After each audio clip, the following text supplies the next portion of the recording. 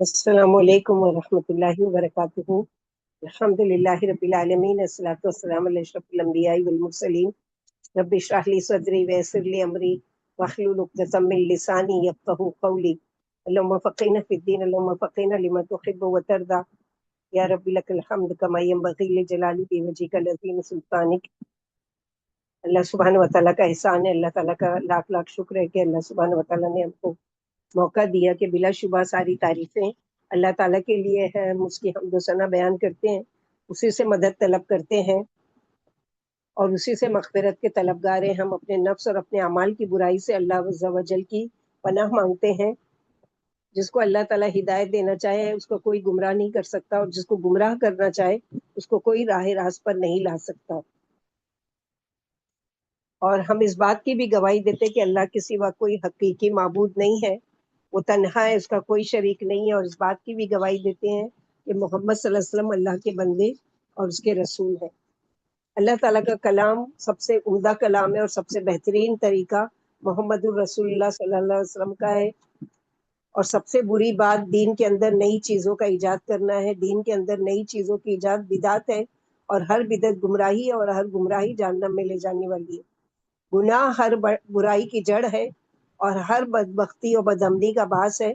जिस जगह उसने अपना कदम जमाया उसको तबाह बर्बाद कर दिया। अल्लाह ताला ने जितनी कौमों को हलाक व बर्बाद किया उसके अव्वलीन असबाब में से गुनाह सर फहरिस्त रहा है। और जिसको अल्लाह ताला ने अजाब से बचाया, तौबा और इस्तिग़फ़ार का इसमें अहम रोल रहा है। और कौमों की परेशानी, तबाही, बर्बादी चाहे इज्तिमाई हो या इनफरादी, ये तो सिर्फ कानून कुदरत से बगावत और जुराइम के बकसरत इर्तिकाब की वजह से है।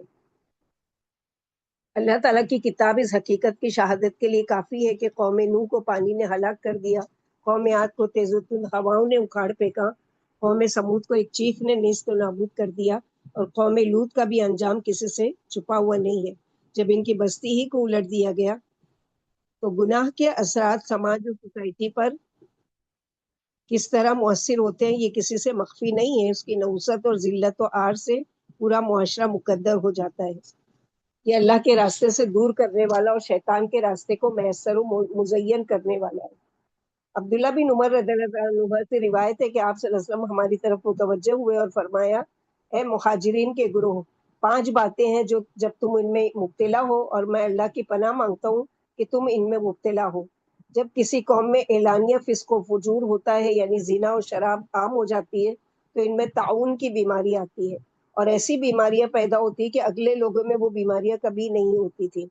और जब कोई कौम नाप तौल में कमी करती है तो इन पर कहद उतरता है और सख्त मुसीबत पड़ती है, और बादशाह वक्त उन पर जुल्म करता है। और जब कोई कौम अपने माल की ज़कात नहीं देती तो अल्लाह ताला उन पर बारिश को रोक देते हैं, और अगर दुनिया में चौपाए ना होते तो बिल्कुल पानी ना बरसता। और जब कोई कौम अल्लाह और उसके रसूल का अहद तोड़ती है तो अल्लाह ताला उन पर एक ऐसा दुश्मन मुसल्लत कर देते हैं जो उनकी कौम का नहीं होता, वो छीन लेता है। और बाज इस माल को जवान जो उनके हाथ में होता है, और जब मुसलमान हुक्मरान अल्लाह ताला की किताब से फैसला नहीं करते बल्कि अपनी अकली कानून और कवायद पर चलते हैं या जुल्म और ज्यादती पर कमर बांधते हैं, तो अल्लाह ताला उनके अंदर लड़ाई डाल देते हैं। और बरा बिन आजिब रज़ियल्लाहु ताला अन्हु से रिवायत है कि कहा कि अल्लाह के रसूल सल्लल्लाहु अलैहि वसल्लम ने इरशाद फरमाया, ना कोई रग भड़की और ना कोई आंख मगर गुनाह के सबब, और अल्लाह ताला जो कुछ माफ करते हैं वो बहुत काफी है। गुनाह जिल्लत और रुसवाई का बास है, और इज्जत और सरबुलंदी इताअत इलाही में मुजम्मिर है। जैसे कि अल्लाह सुब्हानहू व तआला सूरह फातिर आयत नंबर 10 में फरमाते हैं, मन काना युरीदुल इज्जत फलिल्लाहि इज्जतु जमीआ। जो शख्स इज्जत हासिल करना चाहता है तो अल्लाह ताला ही की सारी इज्जत है। अगर हम इज्जत के तलबगार हैं तो इताअत इलाही को अपनी जिंदगी का जुज बना लें। गुनाहों से नेमतों पर जवाल और अल्लाह का गजब और उसकी नाराजगी नाजिल होती है। नेमतों का जवाल और अल्लाह के गजब और नाराजगी का नाजिल होना ये सिर्फ गुनाहों की वजह से है। जैसे कि सूरह शूरा आयत नंबर 30 में अल्लाह ताला ने फरमाया, वमा अस्वाबकुम मिन मुसीबतिन फबिमा कसबत अयदीकुम वयाफू अन कसीर। और तुम्हें जो कुछ भी मुसीबतें पहुंचती हैं वो तुम्हारे अपने हाथों के करतूत का बदला है, और वो तो बहुत सी बातों से अल्लाह ताला वैसे ही दरगुजर करते रहते हैं। सूरह राद आयत नंबर 11 में, इन्नल्लाह ला युगय्यिरु मा बिकौमिन हत्ता युगय्यिरु मा बिअनफुसिहिम। کسی قوم کی حالت اللہ تعالیٰ نہیں بدلتے جب تک کہ وہ خود اسے نہ بدلے جو ان کے دلوں میں ہے۔ اللہ تعالیٰ نے یہاں اس بات کو واضح کر دیا کہ نعمتیں جنہیں وہ اپنے بندوں پر انعام کرتا ہے انہیں ہرگز نہیں چھینتا، البتہ ناز نعمت سے لطف اندوز ہونے والا شخص ہی ان میں ناجائز تصرف کرنے لگتا ہے۔ ہم میں سے بعض ایسے ہیں جو اطاعت الہی کو اللہ کی نافرمانی سے، اس کے احسان و اکرام کو اللہ کی ناراضگی سے، اس کی خوشی کے اسباب کو اس کے غضب کے اسباب سے بدل دیتے ہیں۔ پھر اللہ تعالیٰ کی رحمت عذاب میں بدل جاتی ہے اور وہ اپنے کیے کا پورا پورا بدلہ دیے جاتے ہیں، کیونکہ اللہ تعالیٰ کسی پر بھی ظلم نہیں کرتے۔ انسان خود اپنی جانوں پر ظلم کرتا ہے۔ مثلا اللہ تعالیٰ نے کسی کو مال دیا، اب چاہیے کہ اس کا شکر ادا کرے، اس کو اللہ کی راہ میں بھی خرچ کرے، اپنی ذات پر بھی خرچ کرے، اپنی فیملی پر بھی خرچ کرے، اور ضرورت مندوں اور مسکینوں، غریبوں، یتیموں، بیواؤں کی مدد کرے۔ اس کی بجائے وہ کیا کرے کہ عیش و عشرت میں پراپرٹیز پہ پراپرٹی بڑھاتے چلے جانا، اور اللہ تعالیٰ نے دیا ہے تو جو بھی اللہ تعالیٰ کی نافرمانی کے کام ہے وہ کھلم کھلا جب کرنا شروع کرتا ہے تو اللہ تعالیٰ کیا ہے، پھر اس کی ڈھیل، اس کی پکڑ فرماتے ہیں اور اس سے وہ نعمت چھین لی جاتی ہے۔ نعمتوں کے سائے میں زندگی گزارنے والے ان نعمتوں کی قدر و حفاظت کر، کیونکہ گناہ نعمتوں کو زائل کر دیتے ہیں۔ رب کائنات کا شکر ادا کر کے ان نعمتوں کی حفاظت کر، کیونکہ اللہ کے شکر ہی کے ذریعے عذاب کا خاتمہ ہوتا ہے۔ گناہ ہی کے ذریعے اللہ تعالیٰ کے یہاں انسان کی قدر و منزلت کم ہو جاتی ہے۔ چنانچہ جب انسان اپنے مقام و مرتبے سے گر جاتا ہے تو اس کو اللہ کے علاوہ کوئی عزت دینے والا نہیں، جیسے کہ اللہ سبحانہ وتعالیٰ نے سورہ حج آیت نمبر 18 میں فرمایا، وَمَن يُهِنِ اللَّهُ فَمَا لَهُ مِن مُّكْرِمٍ، جسے رب ذلیل کر دے اسے کوئی عزت دینے والا نہیں۔ جب انسان اللہ تعالیٰ کے دربار میں اپنے مقام و مرتبے کو کھو دیتا ہے تو اچھی بھلی چیزوں سے بہت دور ہو جاتا ہے، اور ہر بری چیز اس کے استقبال کے لیے تیار رہتی ہے۔ اسی لیے محمد الرسول اللہ صلی اللہ علیہ وسلم نے ہر گناہ سے روکا ہے، کیونکہ اس کے برے اثرات جو سماج و سوسائٹی پر مرتب ہوتے ہیں وہ کسی سے چھپے ہوئے نہیں ہیں۔ معاذ بن جبل رضی اللہ تعالیٰ عنہ سے روایت ہے، فرمایا محمد الرسول اللہ صلی اللہ علیہ وسلم نے مجھے 10 باتوں کی وصیت فرمائی، انہی میں سے یہ بھی ذکر کیا کہ گناہوں سے بچو، کیونکہ گناہوں سے اللہ کا غضب و ناراضگی نازل ہوتی ہے۔ آج ہماری حالت اس قابل ہو چکی ہے کہ ہم نو اس کا مراجعہ کریں۔ یقیناً یہ بربادی، پستی جو آج ہمارا مقدر بن چکی ہے، اس کا اصلی سبب اللہ تعالیٰ سے دوری ہے۔ لہٰذا اگر ہم اپنی حالت کو بدلنا چاہتے ہیں تو اللہ تعالیٰ سے لو لگاتے ہوئے صدق دل سے توبہ کریں اور اللہ سے جڑ جائیں۔ اور اللہ سبحانہ وتعالیٰ نے آج جو ہم پر ایسی حکومت اور ایسے اقتدار والے مسلط کر دیے کہ جن کے دلوں میں ہمارے لیے رحم نہیں ہے، یہ بھی ہمارے گناہوں کے سبب کی وجہ سے بھی ہو سکتا ہے، تو اس کے لیے بھی اللہ تعالیٰ سے کثرت سے معافی مانگنا چاہیے۔ جیسا کہ ہمارا ٹاپک ہے کہ توبہ کی فضیلت قرآن و سنت کی روشنی میں، تو اللہ تعالیٰ نے قرآن مجید کے اندر اور محمد رسول اللہ صلی اللہ علیہ وسلم نے اپنی احادیث مبارکہ کے اندر توبہ کی بہت ترغیب دلائی ہے، یعنی شوق دلایا ہے اور اپریشیٹ کیا اور اس کی اہمیت کو بیان فرمایا، کیونکہ ہر انسان اس کا ضرورت مند ہے۔ لہٰذا توبہ اور اس کی اہمیت کا جاننا اور اس کے مقتدی کے مطابق عمل کرنا ہمارے لیے ضروری ہے۔ جیسے کہ سورہ ہود آیت نمبر 3 میں اللہ تعالیٰ نے فرمایا، وَأَنِ اسْتَغْفِرُوا رَبَّكُمْ ثُمَّ تُوبُوا إِلَيْهِ يُمَتِّعْكُم مَّتَاعًا حَسَنًا إِلَىٰ أَجَلٍ مُّسَمًّى وَيُؤْتِ كُلَّ ذِي فَضْلٍ فَضْلَهُ وَإِن تَوَلَّوْا فَإِنِّي أَخَافُ عَلَيْكُمْ عَذَابَ يَوْمٍ كَبِيرٍ۔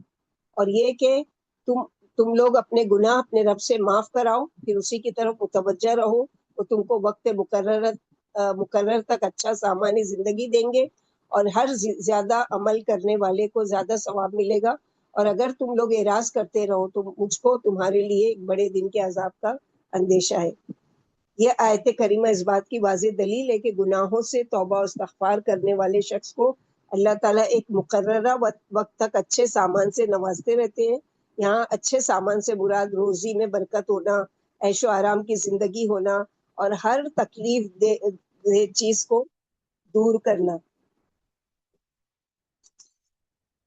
اللہ تعالیٰ کا ارشاد ہے سورہ نور آیت نمبر 31 میں، وَتُوبُوا إِلَى اللَّهِ جَمِيعًا أَيُّهَا الْمُؤْمِنُونَ لَعَلَّكُمْ تُفْلِحُونَ۔ اے مسلمانوں، تم سب کے سب اللہ کی جناب میں توبہ کرو تاکہ تم نجات پاؤ۔ تو کامیابی اور کامرانی تو صرف اور صرف توبہ کرنے والوں ہی کے لیے۔ اللہ سبحانہ وتعالیٰ ہم سب کو ان میں شامل فرمائے، جیسے کہ سورہ بقرہ آیت نمبر 222 میں اللہ تعالیٰ فرماتے ان اللہ یحب التوابین و یحب المتطہرین، اللہ تعالیٰ توبہ کرنے والوں کو اور پاک رہنے والوں کو پسند فرماتے ہیں۔ التواب، تواب کا معنی ہے بہت زیادہ توبہ کرنے والا، اور کثرت توبہ و استغفار، کثرت گناہ کو لازم ہے۔ چنانچہ یہاں یہ بات معلوم ہوتی ہے کہ انسان چاہے جتنا گناہ کر لے اور پھر ہر گناہ سے توبہ کر لے تو وہ اللہ کی نظر میں حد درجہ محبوب ہو جاتا ہے، اور اللہ کے یہاں محبوب ہونا یہ ایک بہت بڑی بات ہے جس کی تمنا ہر آدمی اپنے دل میں بسائے پھرتا ہے۔ ہر کسی کی تمنا ہے کہ اللہ تعالیٰ اس سے محبت کرے، تو اللہ تعالیٰ کی محبت حاصل کرنے کا بہت سارے اعمال ہیں، اس میں سے ایک ہے کہ اپنے گناہوں سے سچے دل سے توبہ کرنا۔ اور جب توبہ انسان کو اس مقام و مرتبے تک پہنچا دیتی ہے تو ہماری یہ ذمہ داری ہے کہ زیادہ سے زیادہ کار خیر کریں اور اپنے ہر فعل سے اللہ کی خوشنودی کے متلاشی ہوں۔ اللہ تعالیٰ کا ارشاد ہے الا من تاب وآمن وعمل عملا صالحا فاولئک یبدل اللہ سیئاتہم حسنات وکان اللہ غفورا رحیما، سورہ فرقان آیت نمبر 70۔ سوائے ان لوگوں کے جو توبہ کریں اور ایمان لائے اور نیک کام کریں، ایسے لوگوں کے گناہوں کو اللہ تعالیٰ نیکیوں سے بدل دیتے ہیں۔ اللہ تعالیٰ بہت بخشنے والے، مہربانی کرنے والے ہیں۔ یہ توبہ کرنے والوں کے لیے سب سے بڑی خوشخبری ہے، کیونکہ اللہ تعالیٰ اس شخص کو جو صدق دل سے، سچے دل سے توبہ کرتا ہے اور جرائم و معاصی یعنی جو گناہ اس سے ہوئے، جو اس سے صادر ہوئے ہیں، ان پر وہ حسرت و ندامت کی آہیں بھرتا ہے، اور جب بھی اپنے بیتے ہوئے ان تاریک لمحوں کو یاد کرتا ہے تو خشیت الہی سے اس کی آنکھیں بھیگ جاتی ہیں، اشکبار ہو جاتی ہے۔ وہی شخص جو گناہوں کے ارتکاب کے وقت ایک طرح کی چاشنی اور شیرینی محسوس کر رہا تھا، کیونکہ کوئی بھی گناہ کرتے ہوئے کیا ایک وقت تھوڑی دیر کے لیے اس کو ایک لذت محسوس ہوتی ہے، مزہ آتا ہے، لیکن بعد میں یہ کیا ہے، وہی چیز جو اس کو مزہ دلا رہی تھی اب اس کے دل میں گلٹی فیل کرتی ہے کہ مجھ سے یہ اتنا بڑا گناہ کیسے ہو گیا اور کیا کرنا چاہیے۔ اب اس کے سر پر حسرت و ندامت کی بدلیاں سایہ فگن ہے، جس کی وجہ سے خود اس کے گناہ اس کے لیے روشن شارہ بن رہے ہیں۔ ایسے شخص کے اعمال کو اللہ تعالیٰ نیکیوں سے بدل دینے کا اس آیت میں خوشخبری سنا رہے ہیں۔ سورہ مائدہ آیت نمبر باجی 74 میں، جی باجی سورہ فرقان آیت نمبر 20 بولے تھے آپ نے، 70 17، اور سورہ بقرہ کی باجی آیت نمبر 222 222۔ جزاک اللہ خیر۔ جیسے کہ سورہ مائدہ آیت نمبر 74 میں اللہ سبحانہ وتعالیٰ کا فرمان ہے افلا یتوبون الی اللہ ویستغفرونہ واللہ غفور الرحیم، یہ لوگ کیوں اللہ کی طرف نہیں جھکتے اور کیوں استغفار نہیں کرتے؟ اللہ تعالیٰ تو بہت ہی بخشنے والے اور بڑے ہی مہربان ہیں۔ اللہ تعالیٰ پکار رہے ہیں، توبہ کے دروازے کھلے ہیں، وہ تو توبہ کرنے والوں کے گناہوں کو معاف کرنے والے ہیں، چاہے وہ آسمان میں بکھرے ہوئے بادلوں کے برابر ہی کیوں نہ ہو، اور وہ ان کے توبہ کو قبول فرما کر سایہ رحمت میں جگہ دیتے ہیں اور ان کے گناہوں کو نیکیوں سے بدل دیتے ہیں۔ اللہ تعالیٰ کا توبہ کی طرف اس طرح پکارنا اور اس کی طرف رغبت دلانا، یہ تو حد درجہ رحم و کرم اور عفو و درگزر کی مثال ہے۔ اللہ تعالیٰ ارشاد فرماتے سورہ طٰہٰ آیت نمبر 82 میں وَإِنِّي لَغَفَّارٌ لِمَن تَابَ وَآمَنَ وَعَمِلَ صَالِحًا ثُمَّ اهْتَدَىٰ، ہاں بے شک میں انہیں بخش دینے والا ہوں جو توبہ کرے، ایمان لائے، نیک عمل کرے اور راہ راست پر بھی رہے۔ اللہ تعالیٰ اس آیت کے اندر بہت زیادہ گناہوں کو بھی معاف کرنے کا اعلان کر رہے ہیں۔ شرط یہ ہے کہ انسان سچے دل سے توبہ کرے، اللہ کی وحدانیت اور اس کے عظیم صفات کا اقرار کرے، اللہ کو خوش کرنے والے اعمال کرے اور پھر راہ راست پر چل پڑے اور اسی پر دنیا سے رخصت ہونے تک قائم و دائم رہے۔ جیسے کہ سورہ تحریم آیت نمبر 8 میں اللہ تعالیٰ فرماتے ہیں یا ایھا الذین آمنوا توبوا الی اللہ توبۃ نصوحا، اے ایمان والو تم اللہ کے سامنے سچی خالص توبہ کرو۔ اس آیت کے اندر بھی اللہ تعالیٰ اپنے مومن بندوں سے خطاب فرما رہے ہیں کہ وہ سچے دل سے اگر توبہ کریں، اللہ سے لو لگائیں، اس کے بدلے وہ ان کے گناہوں کو معاف فرما دیتے ہیں، توبہ کرنے والے کی حالت کو اطمینان بخش بنا دیتے ہیں، ہر وہ جرائم جس کا اس سے ارتکاب وہ کرتا رہا ہے اس سے اس کو بچا بھی لیتے ہیں۔ توبۃ النصوح کیا ہے؟ توبۃ النصوح گناہوں سے اس طرح توبہ کیا جائے کہ پھر دوبارہ اس کے قریب تک نہیں جایا جائے۔ جیسے کہ انس رضی اللہ تعالیٰ عنہ سے روایت ہے کہ کہا اللہ کے رسول صلی اللہ علیہ وسلم نے فرمایا ہر آدم ذات خطا کار ہے. کلو بنی آدم خطاؤن وخیر الخطائین التوابون، یعنی ہر بنی آدم کا بیٹا جو ہے خطا کار ہے، اور ان خطا کاروں میں سب سے بہتر وہ شخص ہے جو زیادہ سے زیادہ توبہ کرنے والا ہے. یہاں پر اللہ کے نبی صلی اللہ علیہ وسلم کی جو یہ حدیث ہے کہ کل ابن آدم خطاؤن وخیر الخطائین التوابون، اس میں یہ نہیں کہا گیا ہے کہ سب سے زیادہ اللہ تعالیٰ کے وہاں پسندیدہ شخص وہ ہے کہ جو گناہ بالکل نہیں کرتا، بلکہ کیا کہا ہے کہ گناہ تو کرتا ہے، گناہ تو ہوتے ہیں، لیکن وہ سب سے زیادہ توبہ کرنے والا، یعنی وہ گناہ کر کے بیٹھا نہیں رہتا، بلکہ ہو گیا تو گلٹی بھی فیل کرتا ہے اور فوراً اللہ کی طرف پلٹتا اور اللہ سے معافی مانگتا ہے. ابن عباس رضی اللہ تعالیٰ عنہ سے روایت ہے کہ رسول اللہ صلی اللہ علیہ وسلم نے فرمایا اگر انسان کے پاس 2 وادی مال کی ہو تو وہ اس پر قناعت نہیں کرے گا، بلکہ چاہے گا کہ اس کے پاس 3 وادیاں ہوں. آدمی کا منہ تو قبر کی مٹی ہی بھرے گی اور اللہ تعالیٰ اسے معاف فرما دیں گے جو گناہ سے توبہ کرتا ہوگا. اغر بن یسار رضی اللہ تعالیٰ عنہ سے روایت ہے، کہا اللہ کے رسول صلی اللہ علیہ وسلم نے فرمایا اے لوگوں، اللہ تعالیٰ سے توبہ و استغفار کرو، میں ایک دن میں 100 مرتبہ سے زیادہ اللہ سے گناہوں کی بخشش طلب کرتا ہوں، اس کی بارگاہ میں اللہ کی میں توبہ و استغفار کرتا ہوں. یقیناً اللہ تعالیٰ اپنے بندے کی توبہ سے جب وہ اس کی طرف توبہ کرتا ہے اس آدمی سے بھی زیادہ خوش ہوتے ہیں جو کسی جنگل و بیابان میں اپنی سواری پر سوار ہو، اسی پر اس کے کھانے پینے کا سامان بھی ہو اور وہ سواری اس سے چھوٹ جائے. تلاش بسیار کے بعد وہ اس سے مایوس ہو کر ایک درخت کے سائے تلے آ کر لیٹ جائے، جبکہ وہ سواری سے مایوس ہو چکا تھا کہ اتنے میں اچانک وہ سواری اس کے سامنے آ کھڑی ہو. وہ اس کی مہار پکڑ کر خوشی کی شدت میں کہہ ڈالے اے اللہ تو میرا بندہ اور میں تیرا رب. یعنی اتنی خوشی اس کو ہوئی کہ اس کی زبان سے غلط الفاظ نکل رہے ہیں. اللہ سبحانہ و تعالیٰ اس سے کہیں زیادہ جو وہ خوش ہوا اپنے اونٹ کو، اپنے غلے کو، اپنے سامان کو پا کر، اس سے کہیں زیادہ اللہ تعالیٰ ایسے بندے سے خوش ہوتے ہیں جو گناہ تو کرتا ہے لیکن فوراً پلٹتا ہے اور اللہ تعالیٰ سے توبہ استغفار کرتا ہے. یہ سب سے بڑی خوشی کی مثال اللہ کے رسول صلی اللہ علیہ وسلم نے پیش کی ہے. اگر اس سے بھی بڑھ کر کوئی خوشی ہوتی تو آپ صلی اللہ علیہ وسلم ضرور اس کا ذکر فرماتے. دوسری طرف توبہ کرنے والے سے اللہ تعالیٰ جنگل و بیابان میں بھٹکے ہوئے شخص سے جو اپنی زندگی سے مایوس ہو چکا تھا، اچانک اپنی سواری پا کر بچل اٹھتا ہے کہ مقابلے میں کئی گنا زیادہ خوش ہوتا ہے. ہر طرح کی حمد و ثنا، بڑائی و بزرگی اللہ تعالیٰ کے لیے کہ اس کا احسان و اکرام، اس کی ہر خیر و بھلائی ساری چیزوں سے بڑھ کر ہے. اللہ تعالیٰ کا اتنا زیادہ خوش ہونا اور وہ بھی ایک توبہ کرنے کی وجہ سے، یہ توبہ کی اہمیت و فضیلت کی سب سے بڑی مثال ہے، کیونکہ یہی وہ واحد عمل ہے جس پر اللہ تعالیٰ اتنا خوش ہوتے ہیں. توبہ بھی ایک عبادت ہے، ہمارے لیے ضروری ہے کہ ہم اس کے ذریعے اللہ کی خوشنودی طلب کرتے رہیں. اس حدیث سے کئی مسائل کا استنباط کیا جا سکتا ہے. ایک طرف جہاں اللہ کی خوشی کا علم ہوتا ہے، وہیں دوسری طرف یہ بھی پتہ چلتا ہے کہ اس کی رحمت و مہربانی بھی اپنے آپ میں بے مثال ہے.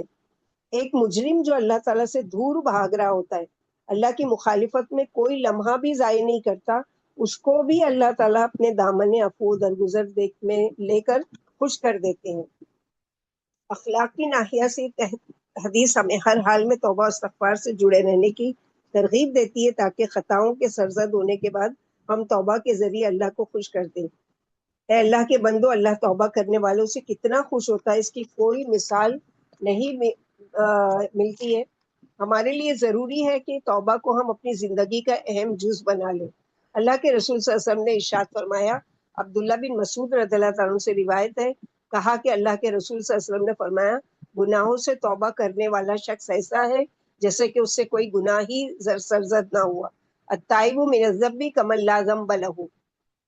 گناہوں سے توبہ کرنے والا شخص ایسا ہے جیسے کہ اس سے کوئی گناہ سرزد ہی نہ ہوا ہو. اسی طرح ابو ہریرہ رضی اللہ تعالیٰ عنہ سے روایت ہے، کہا کہ اللہ کے رسول صلی اللہ علیہ وسلم نے ارشاد فرمایا اگر تمہاری خطائیں آسمان تک پہنچے، یعنی اتنے گناہ کر لو کہ تمہارے گناہ بڑھتے بڑھتے بڑھتے آسمان تک بھی پہنچ جائے، پھر تم توبہ کر لو تو اللہ تعالیٰ بھی تمہاری توبہ کو قبول فرمائے. یعنی اتنے سارے گناہ بھی اللہ تعالیٰ توبہ کے ذریعے معاف کرنے پر قادر ہے. یہ حدیثیں اس بات کی دلیل ہے کہ اللہ تعالیٰ ایسے شخص کے بھی توبہ قبول فرما لیتے ہیں جو گناہوں پر گناہ کیے جا رہا ہو، لیکن شرط یہ ہے کہ وہ بھی توبہ استغفار کے دامن کو نہ چھوڑیں. چنانچہ یہ سب سے بڑی خوشخبری ہے اور ہر اس شخص کے لیے جو اللہ تعالیٰ سے توبہ استغفار کرتا ہے اور گناہوں کے بعد مایوسی کا شکار نہیں ہوتا بلکہ اللہ تعالیٰ سے لو لگاتا ہے, توبہ استغفار کرتا ہے. لہٰذا ہر بندے کو ان ساری چیزوں سے خوش ہونا چاہیے اور رب غفور کی حمد و ثنا بیان کرنی چاہیے. توبہ کی حقیقت کیا ہے, یعنی کیا چیز ہے توبہ؟ توبہ نام ہے اللہ تعالیٰ سے لو لگانے کا. توبہ نام ہے کار خیر کے ذریعے اللہ تعالیٰ سے جڑنے کا. توبہ نام ہے بری چیزوں سے دور رہنے کا. توبہ نام ہے نافرمانی سے رشتہ توڑ کر اطاعت و فرما برداری کے راستے پر گامزن ہونے کا. توبہ نام ہے شیطان کے راستے سے بغاوت کر کے رحمان کا راستہ اختیار کرنے کا. یا ایک بات ہم سیکھیں گے کہ توبہ صرف برائیوں کے ارتکاب ہی پر نہیں ہوتی, جیسا کہ آج بہت سارے لوگوں کا تصور ہے کہ جب ہم سے کوئی گناہ ہی نہیں ہوا ہے تو اللہ تعالیٰ سے کیوں ہم جڑیں یا اللہ تعالیٰ سے کیوں توبہ استغفار کریں.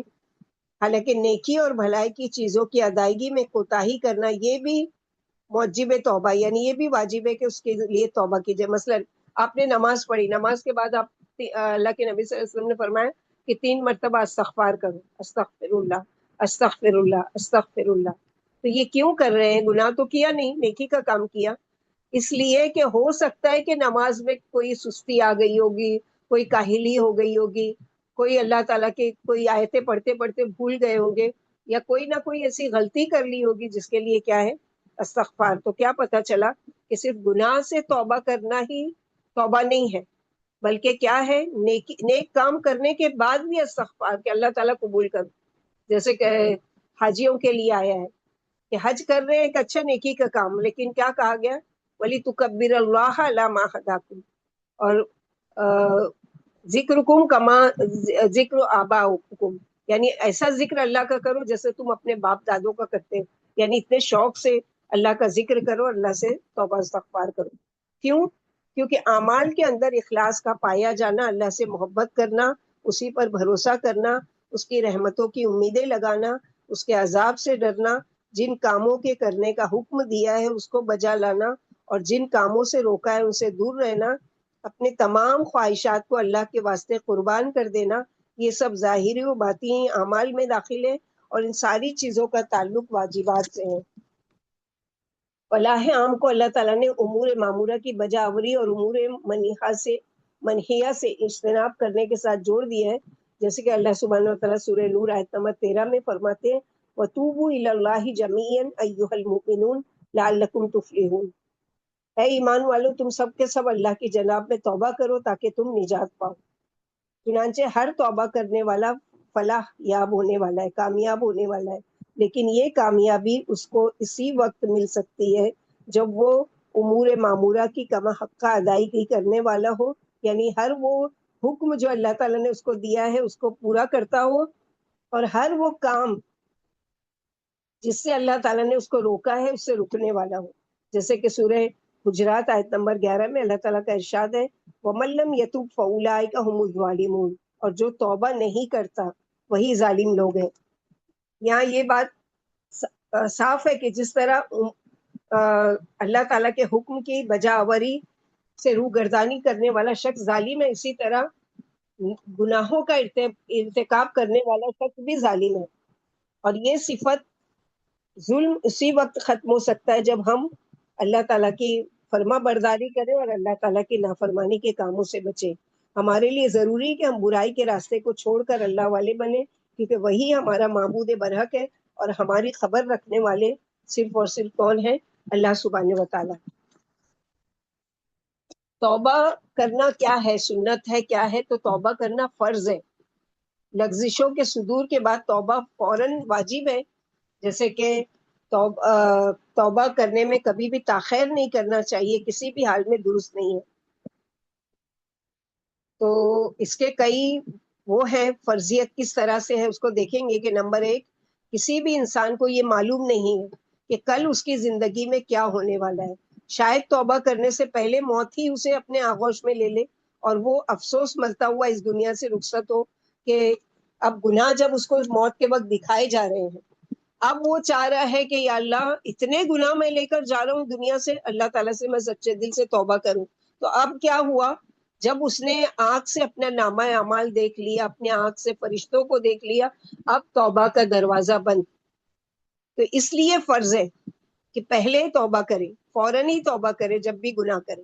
دوسری چیز, توبہ کرنے میں تاخیر کرنا, اس سے ہم انسانوں کے دل سخت پڑ جاتے ہیں.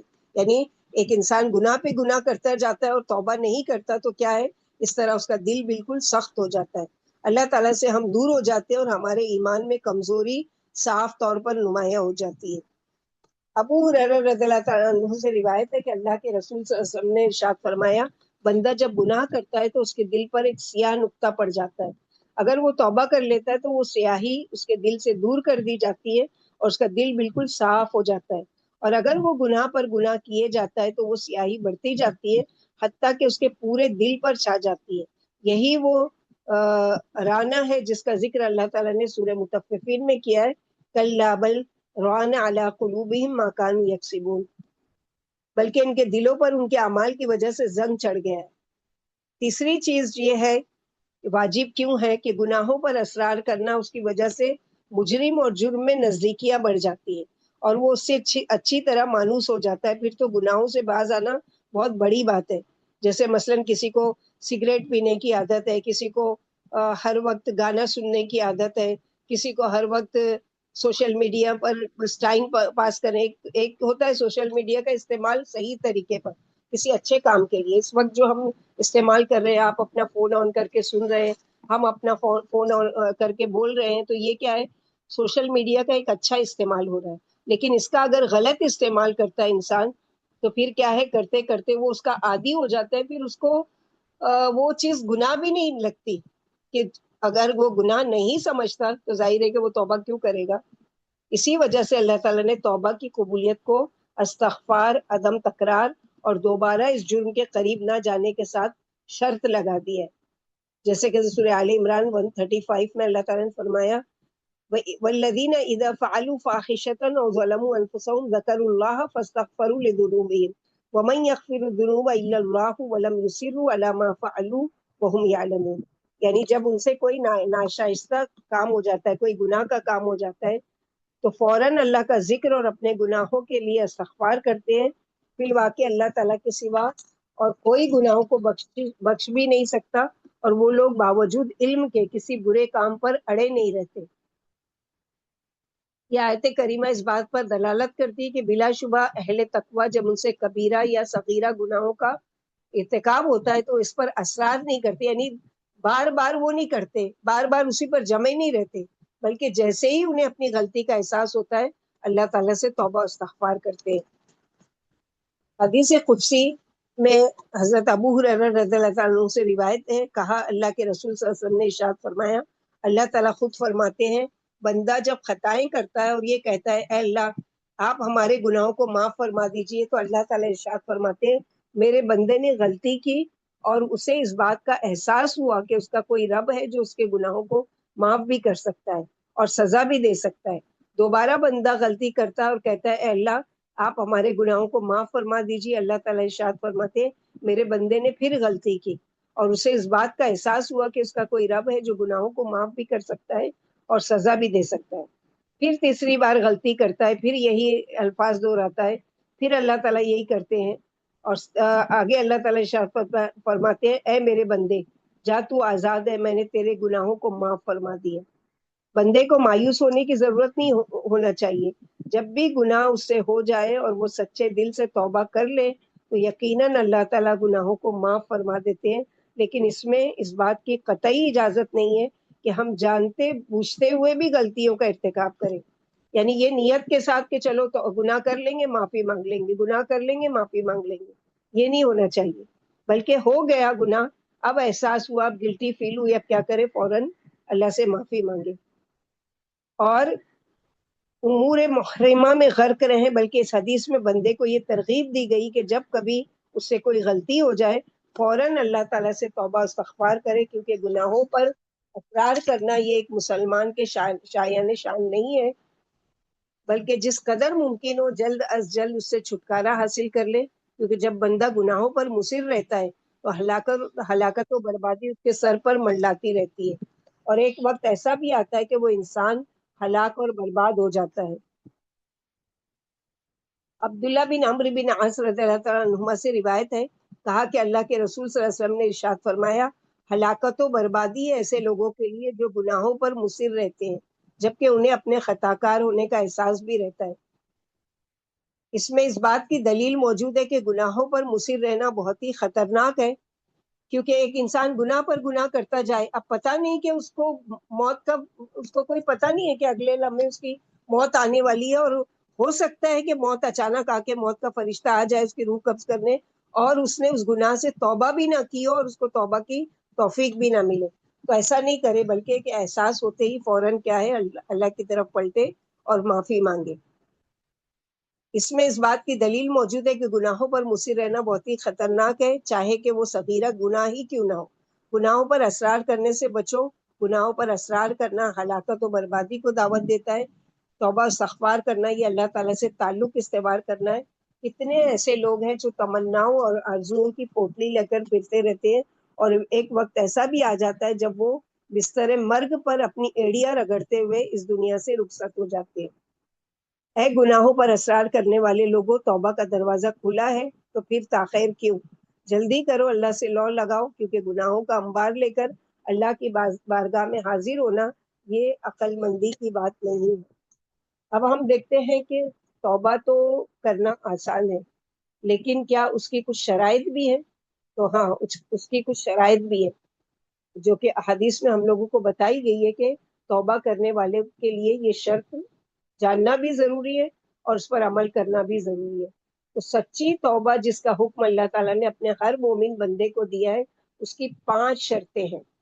کون سی 5 شرطیں ہیں وہ ہم دیکھتے ہیں کہ پہلی شرط ہے کہ خلوص للہیت، یعنی توبہ کرنے والا اپنی باتوں میں سچا ہو، اس کے اندر اخلاص پایا جاتا ہو، لوگوں کو دکھانا مقصود نہیں ہو کہ لوگوں کے دکھاوے کے لیے نہیں مجھ سے گناہ ہوا تھا اللہ تعالیٰ میری توبہ توبہ اور یہ کرے، لیکن اس کا دل نہیں راضی ہے توبہ پر، بلکہ توبہ کا مقصد اللہ کو خوش کرنا اور اسی سے لو لگانا۔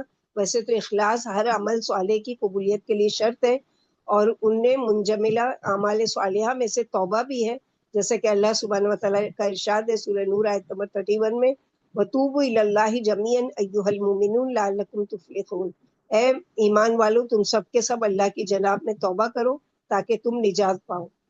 دوسری شرط، گناہوں پر ندامت و پشیمانی کا اظہار کرنا، یعنی گناہ تو ہو گیا، اب اس کو شرمندگی ہو رہی ہے اور گلٹی فیل کر رہا ہے۔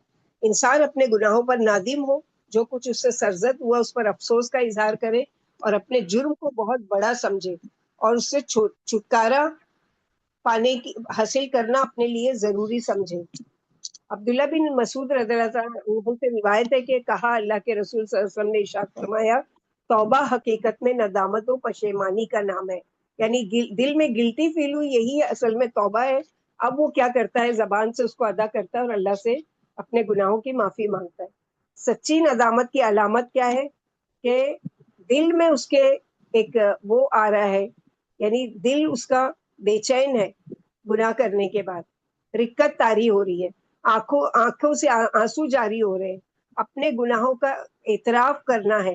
چنانچہ جب آنکھیں خشیت الہی سے اشکبار ہو جاتی ہیں تو اللہ گناہوں کو معاف فرما دیتے ہیں اور حساب و کتاب کو بھی آسان کر دیتے ہیں۔ اور جب گناہ کرنے والا اپنے گناہ کا اقرار کر لیتا ہے اور یاس و ندامت کے آثار اس پر عیاں ہو جاتے ہیں تو اس کی توبہ بارگاہ الہی میں مقبول ہو جاتی ہے، جیسے کہ اللہ سبحانہ وتعالیٰ سورہ توبہ آیت نمبر 102 میں فرماتے ہیں، وَآخَرُونَ اعْتَرَفُوا بِذُنُوبِهِمْ خَلَطُوا عَمَلًا صَالِحًا وَآخَرَ سَيِّئًا عَسَى اللَّهُ أَن يَتُوبَ عَلَيْهِمْ إِنَّ اللَّهَ غَفُورٌ رَحِيمٌ۔ اور کچھ اور لوگ ہیں جو اپنی خطا کے اقراری ہیں، یعنی اپنے گناہوں کا اقرار کرتے ہیں، جنہوں نے ملے جلے عمل کیے ہیں، یعنی اچھے بھی کیے ہیں اور برے بھی کیے ہیں۔ اللہ سے امید ہے کہ ان پر توجہ فرمائے، بلا شبہ اللہ تعالیٰ بڑی مغفرت والے اور بڑی رحمت والے ہیں۔ اللہ کے رسول صلی اللہ علیہ وسلم نے واقع افک کے موقع پر ارشاد فرمایا، واقع سب کو معلوم ہے کہ عائشہ رضی اللہ عنہ پر جب تہمت لگائی گئی تھی تو اس کے بارے میں اللہ تعالیٰ نے سورہ نور میں باقاعدہ آیتیں اتاری، تو آپ صلی اللہ علیہ وسلم نے فرمایا، اے عائشہ، مجھے تمہارے بارے میں ایسی ایسی خبر پہنچی ہے، اگر تم بری ہو تو یقیناً اللہ تعالیٰ، اگر تم بری ہو تو یقیناً اللہ تعالیٰ تمہاری برات نازل فرمائیں گے، اور اگر تم سے گناہ سرزد ہوا ہے تو اللہ تعالیٰ سے مغفرت طلب کرو. تو اگر تم بری ہو یعنی تم نے گناہ نہیں کیا ہے تو اللہ تعالیٰ تمہاری ضرور تمہارے حق میں آیت اتاریں گے. اور اگر تم سے گناہ سرزد ہوا ہے تو اللہ تعالیٰ سے مغفرت طلب کرو، کیونکہ بندہ جب اپنی غلطیوں کا اعتراف کر لیتا ہے تو اللہ تعالیٰ بھی اس کی غلطیوں کو معاف کر دیتے ہیں. تو اس ارشاد جو اللہ کا ہے، اللہ کے نبی صلی اللہ علیہ وسلم کا ہے، اس سے کیا پتہ چلا کہ اللہ کے نبی صلی اللہ علیہ وسلم کی سب سے چہیتی بیوی پر یعنی بہتان لگایا جا رہا ہے، لیکن آپ کو نہیں معلوم ہے، اسی لیے دونوں باتوں کے آپشن دے رہے ہیں کہ اگر تم نیکوکار ہو تو اللہ تعالیٰ ضرور تمہارے بارے میں قرآن میں آیت نازل کر دیں گے اور تمہاری برات کا انتظام کر دیں گے. برات یعنی تم کو بری کر دیں گے گناہوں سے. اور اگر تم سے گناہ سرزد ہوا ہے تو سچے دل سے توبہ کر لو، یقیناً اللہ تعالیٰ معاف کرنے والے ہیں. اس حدیث سے توبہ کی اہمیت و افادیت کا اندازہ لگایا جا سکتا ہے کہ کس طرح سے اللہ تعالیٰ نے ہر اعتراف کرنے والے گناہ کی قبولیت کا توبہ کا برملا اظہار کیا ہے.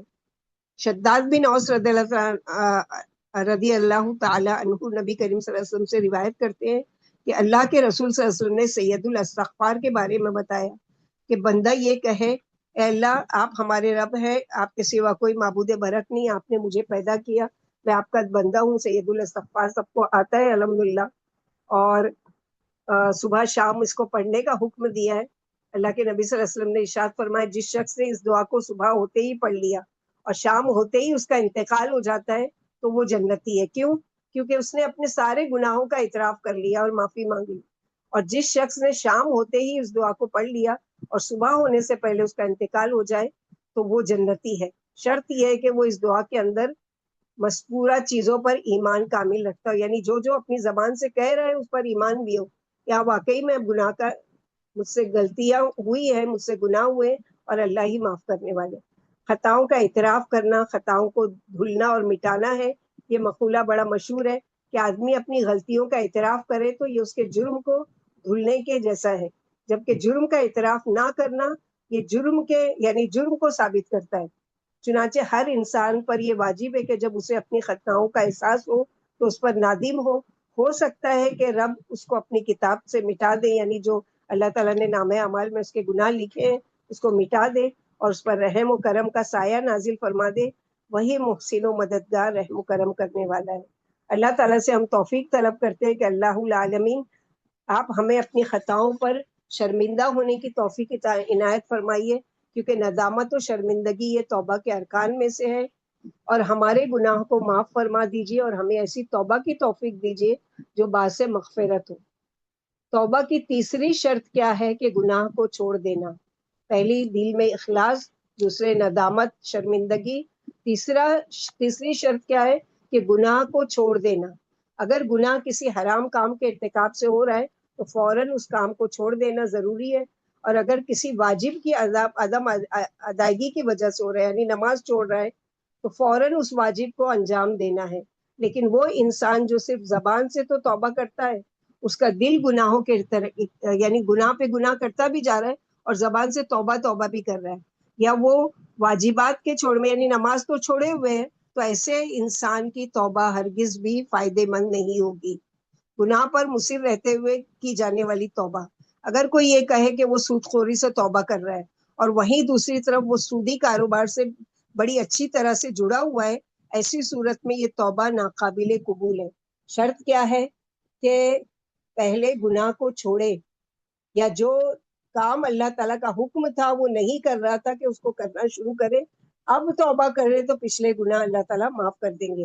اسی طرح ایک بندہ یہ کہہ رہا ہے کہ چغل خوری کے قریب بھی نہیں جاؤں گا اور اس حرام کام سے توبہ کر رہا ہوں، لیکن وہیں دوسری طرف جب بھی مجلس منعقد ہوتی ہے، آپس میں لوگ مل بیٹھتے ہیں، وہ دوسروں کی غیبت و برائی میں لگ جاتا ہے، ایسا انسان اپنی توبہ میں جھوٹا ہے.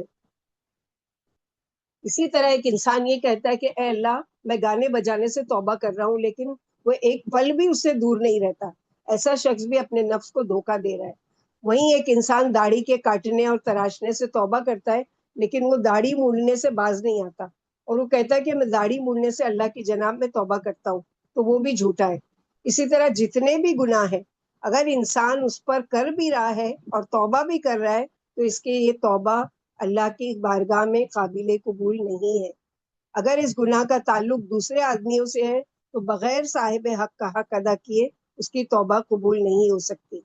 ابو ہریرہ رضی اللہ عنہ سے روایت ہے کہ اللہ کے رسول صلی اللہ علیہ وسلم نے ارشاد فرمایا جس آدمی پر بھی اپنے دوسرے مسلمان بھائی کا کوئی حق ہو تو اس کو چاہیے کہ آج ہی دنیا میں اس کی ادائیگی کر دے قبل اس کے کہ وہ دن آ جائے جس میں درہم ہوگا اور نہ دینار، اور قبل اس کے کہ اس کی نیکیوں کو چھین کر صاحب حق کو دے دیا جائے.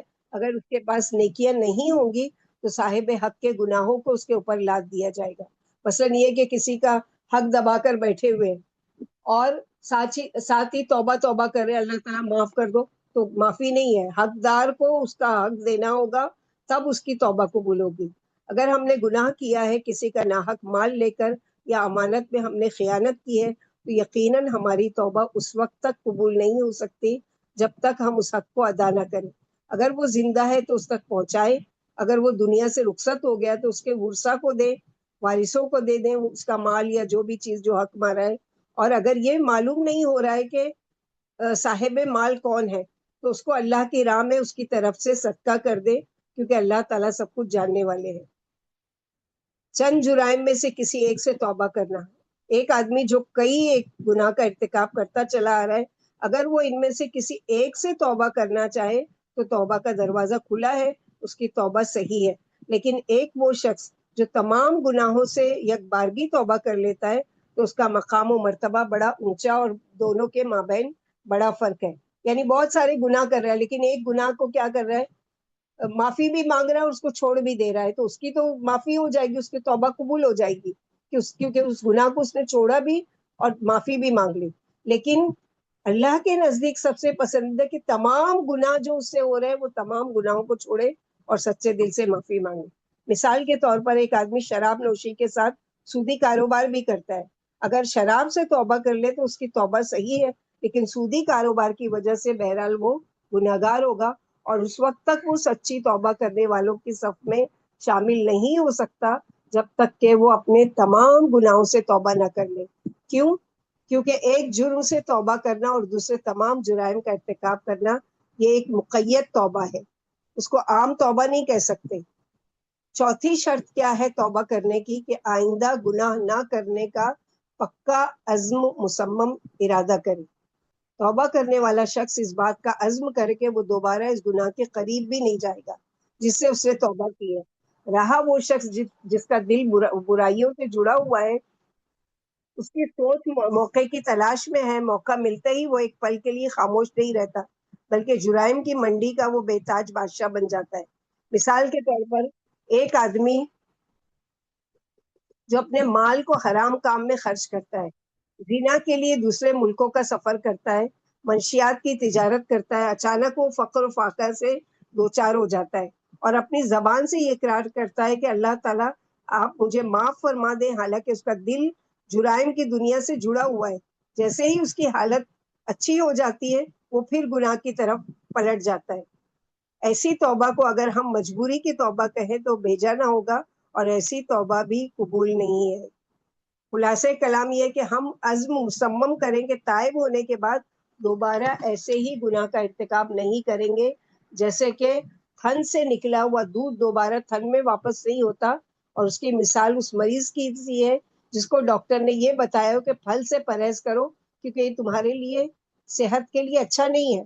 چنانچہ اگر وہ بیمار شفا کا کامل چاہتا ہے تو اس کے اوپر یہ ضروری ہے کہ فوراً پھلوں کا کھانا چھوڑ دے اور یہ ارادہ کرے کہ بیماری کی حالت میں وہ ہرگز پھل نہیں کھائے گا.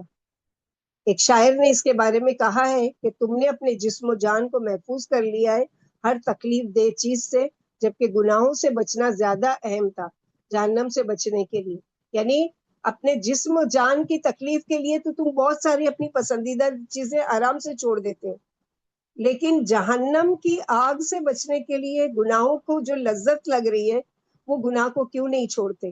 جبکہ یہ تو چند دن کی بیماری ہوگی نا، جس کی وجہ سے اگر منع کر دیا گیا کوئی اپنی پسندیدہ چیز تو یہ چند دن کی بیماری ہے، یا بیماری وہ ایسی ہے کہ بہت تک ہے. لیکن جہنم جو ہے جس کے گناہ کی وجہ سے وہ ڈالا جائے گا وہ تو ہمیشگی والی ہے نا، تو کون سا چیز چھوڑنا زیادہ فائدے مند ہے؟ یہاں اس بات کا ذکر کرنا بہت ہی ضروری ہے کہ انسان توبہ کرنے کے بعد اگر پھر گناہ کر بیٹھے تو یہ اس کی سابقہ توبہ کے لیے نقصان دہ نہیں ہے، لیکن ایسا کرنے والا دوبارہ اس جرم سے فوراً توبہ کرے، یعنی گناہ کیا تھا، توبہ کر چکا، اب پھر اس سے گناہ ہوا، اب یہ ایسا نہیں ہے کہ پہلی معافی ہو گئی تو اب نہیں معافی ملے گی، نہیں، پھر معافی مانگے، اور جب بھی اس طرح کے مسائل اس کی زندگی میں پیش آئے تو توبہ کا دامن ہاتھ سے نہ چھوڑے، کیونکہ اللہ تعالیٰ بہت ہی فضل و کرم والے ہیں۔ ہمارے لیے ضروری ہے کہ ہم اللہ تعالیٰ کے ساتھ سچے بنیں، صدق دل سے توبہ کریں، گناہوں سے حقیقی دوری اختیار کریں، جرائم کو ہمیشہ برا سمجھیں، اپنے کالے کرتوت پر حسرت و ندامت کا اظہار کریں۔ پانچویں شرط توبہ کرنے کی، وہ وقت توبہ کی قبولیت کا ہو۔ اگر توبہ کی قبولیت کا وقت ختم ہو جاتا ہے تو انسان کی توبہ قبول نہیں ہوتی۔ توبہ کی قبولیت کے وقت کا ختم ہونا اس کی بھی دو قسمیں ہیں، یعنی ہر شخص کے لیے عام ہے اور ہر شخص کے ساتھ خاص ہے۔ رہی بات عام وقت کی تو اس کا وقت سورج کے مغرب سے طلوع ہونے سے پہلے تک ہے، یعنی عام توبہ کا دروازہ کب تک کھلا ہوا ہے؟ جب تک کہ سورج جیسے آج مشرق سے نکل رہا ہے، قیامت سے آنے سے پہلے پہلے ایک نشانی کیا ہے کہ سورج مغرب سے طلوع ہوگا۔ اب اگر اس کے طلوع ہونے سے پہلے عام لوگ توبہ کرتے ہیں، کیونکہ جب سورج مغرب سے طلوع ہونے لگے گا اس وقت توبہ قابل قبول نہیں ہوتی، جیسے کہ سورہ نام آیت نمبر 85 میں اللہ تعالیٰ نے فرمایا کہ یوم آیاتی بعد آیاتی ربک لا ینفع نفسا ایمانها لم تکن آمنت من قبل او کسبت فی ایمانها خیرا، جس روز آپ کے رب کی کوئی بڑی نشانی آ پہنچے گی، کسی ایسے شخص کا ایمان اس کے کام نہیں آئے گا جو پہلے سے ایمان نہیں رکھتا تھا یا اس نے اپنے ایمان میں کوئی نیک عمل نہ کیا ہو۔ اس آیت میں بعض آیات سے مراد سورج کا مغرب سے طلوع ہونا ہے۔ رسول اکرم صلی اللہ علیہ وسلم نے اس کی یہی تفسیر کی ہے۔ عبداللہ بن عمر رضی اللہ تعالیٰ عنہ سے روایت ہے کہ اللہ کے رسول صلی اللہ علیہ وسلم نے ارشاد فرمایا، توبہ اس وقت تک قبول نہیں ہوتی، توبہ اس وقت تک مقبول ہوتی رہے گی جب تک کہ سورج مغرب سے طلوع نہ ہونے لگے، اور جب سورج مغرب سے طلوع ہونے لگے گا تو ہر دل میں جو ہے اسی پر مہر لگا دی، یعنی جو جس عمل پر تھا اب وہ اسی پر مہر لگ جائے گی، اب توبہ اس کی نہیں قبول ہوگی اور لوگوں کا عمل کافی ہو جائے گا۔ ابو موسیٰ اشعری رضی اللہ تعالیٰ عنہ سے روایت ہے کہ کہا اللہ کے رسول صلی اللہ علیہ وسلم نے ارشاد فرمایا، اللہ تعالیٰ رات میں اپنا ہاتھ پھیلاتے ہیں تاکہ دن میں برائی کرنے والا رات میں توبہ کر لے، اور دن میں اپنا ہاتھ پھیلاتے ہیں تاکہ رات میں گناہ کرنے والا دن میں توبہ کر لے۔ یہ سلسلہ اس وقت تک جاری رہے گا جب تک سورج مغرب سے طلوع نہیں ہوتا، جو قرب قیامت کی ایک بڑی نشانی ہے۔ اس نشانی کے ظاہر ہونے کے بعد توبہ کا دروازہ بند ہو جائے گا۔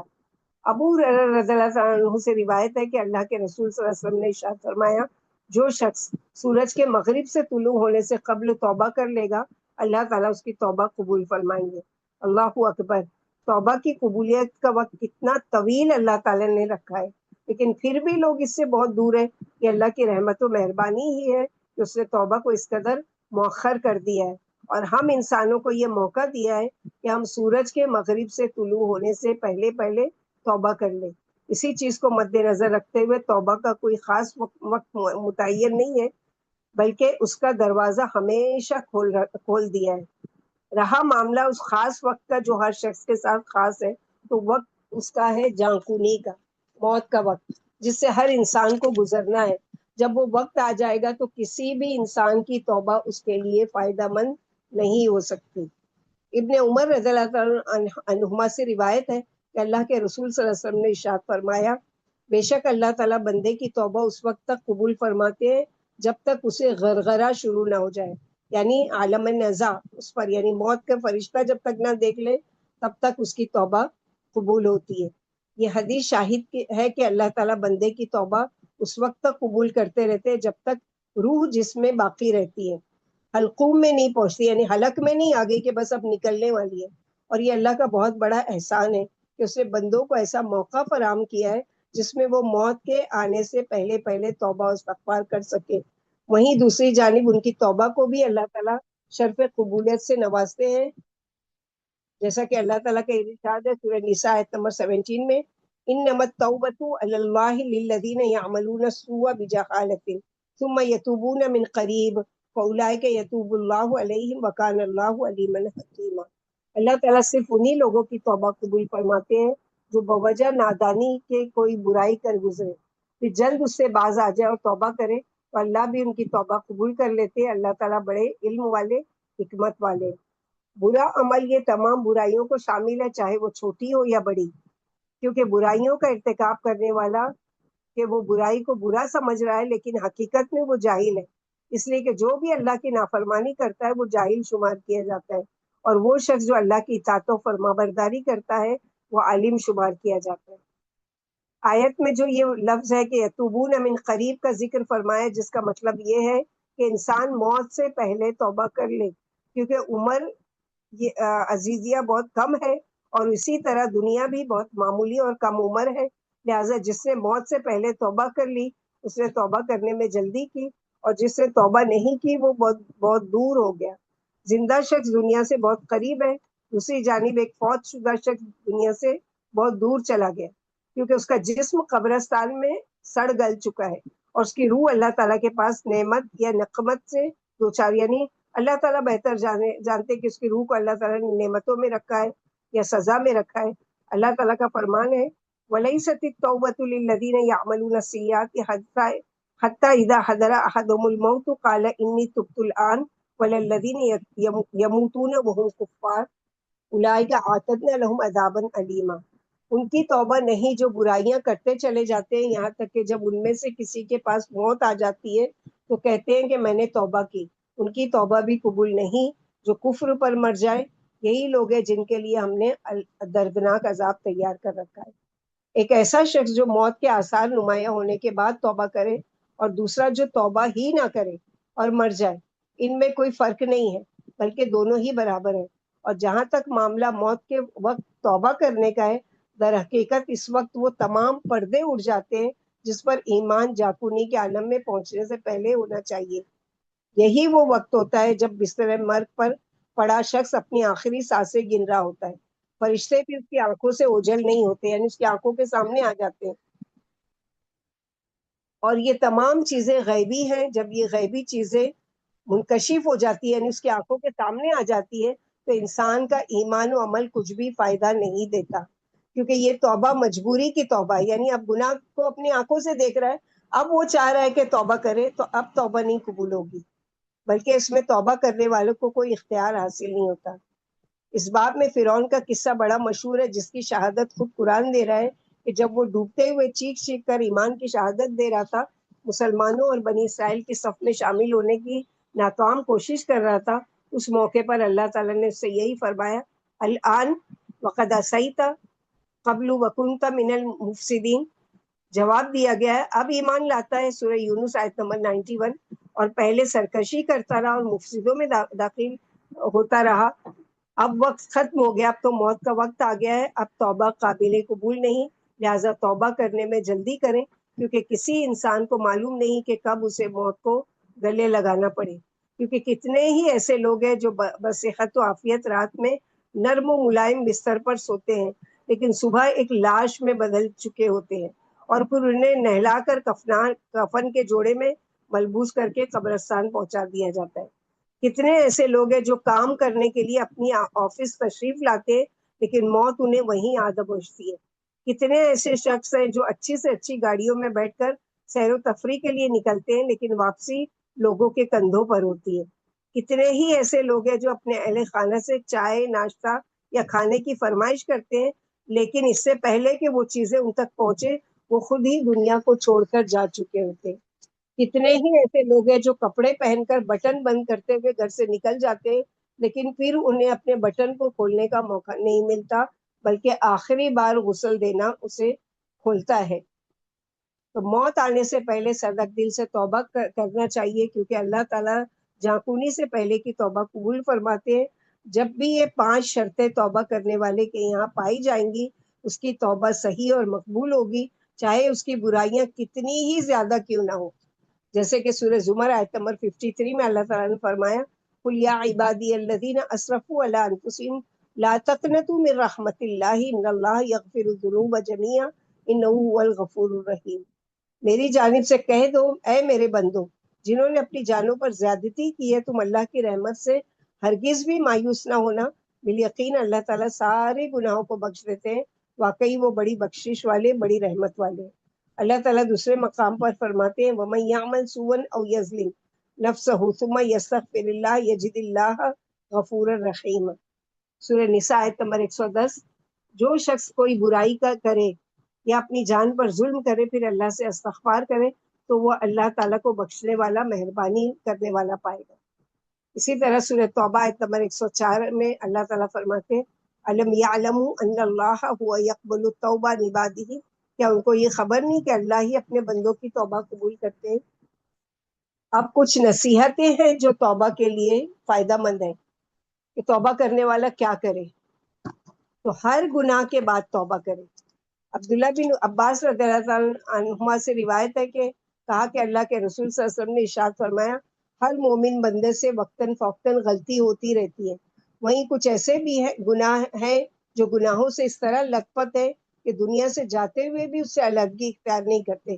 بلا شبہ اللہ تعالیٰ مومن بندے کو بار بار آزماتے رہتے ہیں، لہٰذا جب اس سے کوئی غلطی ہو جائے تو فوراً اس کو اللہ تعالیٰ سے توبہ و استغفار کرنا چاہیے، اور جب اس کو نصیحت کی جائے تو وہ سچے دل سے اس کو قبول کر لے.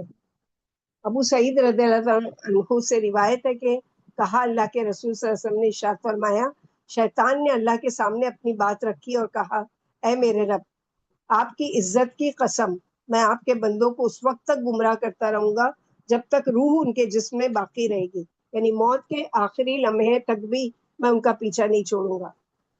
اور شیطان کے اس ناپاک عزائم کا جواب اللہ تعالیٰ نے کچھ یوں دیا میری اپنی عزتوں کی بریائی کی قسم میں ان کو اس وقت تک معاف کرتا رہوں گا جب تک کہ وہ مجھ سے بخشش طلب کرتے رہیں گے.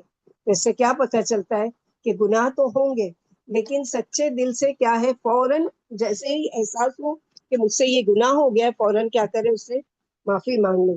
ابن عباس رضی اللہ عنہما سے روایت ہے کہ اللہ کے رسول صلی اللہ علیہ وسلم نے اس آیت کریمہ کی تلاوت فرمائی ان لوگوں کو جو بڑے گناہوں سے بچتے رہتے ہیں اور بے حیائی کے سے بھی سوائے کسی چھوٹے گناہ کے. پھر ابن عباس رضی اللہ عنہ سے نے کہا اللہ کے رسول صلی اللہ علیہ وسلم نے ارشاد فرمایا اے میرے خالق یہ تیری عظمت کی دلیل ہے کہ تو تمام گناہوں کو معاف فرما دیتا ہے چاہے وہ کتنے بڑے ہی کیوں نہ ہو، اور اے میرے مالک تیرا ایسا کرنا کون سا بندہ ہے جس سے گناہ سرزد نہ ہو. پھر اسی طرح نصیحت ہے گناہ کرنے والوں کے لیے کہ کسی بھی گناہ کو کبھی بھی چھوٹا نہیں سمجھے، حقیر نہیں سمجھے کہ یہ کیا ہے یہ تو کچھ بھی نہیں ہے. بہت سے لوگ تو اس سے بڑے بڑے کرتے نہیں. گناہوں کو حقیر جاننا ایک نظر میں سمجھتے ہیں یہ ایسا جرم ہے جس کی قباحت وقت گزر جانے کے بعد معلوم ہوتی ہے. چھوٹی چھوٹی خامیاں کوتاہیاں جن کو انسان کوئی اہمیت نہیں دیتا اور کسی چیز کی پرواہ کیے بغیر ہر لمحہ اور ہر گھڑی انجام دیتا رہتا ہے، وہیں دوسری جانب شیطان بھی ایک اچھے دوست کا کردار ادا کرتا ہے. گناہوں کو بڑے اچھے خوبصورت انداز میں اس کے سامنے پیش کرتا ہے، اور جب انسان کے پاؤں ایک بار اس پر جم جاتے ہیں تو پھر اس سے واپسی بڑی مشکل ہوتی ہے. کتنے ایسے لوگ ہیں جو ابتدائی مراحل میں بعض گناہوں کو بہت ہی کمتر جانتے رہے تھے لیکن جب وہ بڑھ گئے تو ان سے اب نکلنا اس کے لیے کیا ہوا دشوار ہوا. مثلا کوئی نشے والی چیز ہے، اب کسی لڑکے کو لڑکی کو کسی کو بھی ایک ذرا سا چکھایا گیا اس کا ٹیسٹ کروایا گیا، اب وہ ٹیسٹ اس کو اتنا اچھا لگا کہ وہ اور لیتا ہے، دن میں کئی بار لیتا ہے، لیتے لیتے لیتے اب ایسا ہے کہ اس کی زندگی کا مسئلہ بن چکا ہے. یعنی اگر وہ نہیں لے تو پاگل ہو جائے گا یا پھر موت کے منہ میں چلا جائے گا. اب وہ کیا ہے اس کا عادی ہو گیا. تو پہلا کیا کیا چھوٹا سا اس نے لیا، ایک چھوٹی سی چیز کو ٹیسٹ کیا اور کرتے کرتے اس کی ایسی عادت ہو گئی. ایسے ہی چھوٹے چھوٹے گناہ جیسے کہ ابو ہریرہ رضی اللہ عنہ سے روایت ہے کہا اللہ کے رسول صلی اللہ علیہ وسلم نے ارشاد فرمایا بلا شبہ شیطان مایوس ہو چکا ہے اس بات سے کہ سرزمین جزیرت العرب میں اس کی عبادت کی جائے گی، لیکن تمہارا گناہوں کو معمولی سمجھنا اس سے شیطان بہت خوش ہوتا ہے. یعنی تم کسی بھی گناہ کو معمولی سمجھتے ہیں تو شیطان کیا ہوتا ہے؟ خوش ہوتا ہے. کیوں خوش ہوتا ہے؟ کیونکہ یہ سمجھتا ہے کہ اس کے گناہ جمع ہوتے ہوتے ہوتے ایک دن بڑا گناہ بن جائیں گے. جیسے کہ عائشہ رضی اللہ عنہا سے روایت ہے، کہا کہ اللہ کے رسول صلی اللہ علیہ وسلم نے ارشاد فرمایا، اے عائشہ، چھوٹے چھوٹے گناہوں کو حقیر مت سمجھو، کیونکہ اس کا بھی اللہ کے یہاں مواخذہ ہوگا، یعنی اس کی بھی پکڑ ہو سکتی ہے. اور سہل بن سعد رضی اللہ عنہ سے روایت ہے، کہا کہ اللہ کے رسول صلی اللہ علیہ وسلم نے ارشاد فرمایا، گناہوں کو حقیر مت سمجھو، اس کی مثال اس جماعت کی ہے جو کسی وادی میں پڑاؤ ڈالتی ہے، پھر اس جماعت کا ہر شخص ایک ایک لکڑی اکٹھا کرتا ہے، یہاں تک کہ وہ اتنی مقدار میں جمع ہوتی ہے جس سے وہ اپنا کھانا بنا سکے. اسی طرح سے چھوٹے چھوٹے گناہوں کا حال ہے، جب ان گناہوں کو لے کر گناہگاروں کا مواخذہ ہوگا تو انہیں ہلاک کر دے گا. ایک لکڑی میں کھانا تیار کبھی بھی نہیں کیا جا سکتا، بلکہ انواع اقسام کے کھانے تیار کرنے کے لیے کئی لکڑیوں کی ضرورت پڑتی ہے جن کے ذریعے آگ کو بھڑکایا جاتا ہے. گناہوں کے معاملے میں سستی برتنا ایسا ہی ہے جیسے چنگاری جس کو کسی خشک گھاس میں ڈال دیا جائے تو خطرناک آگ کی شکل اختیار کر لیتی ہے.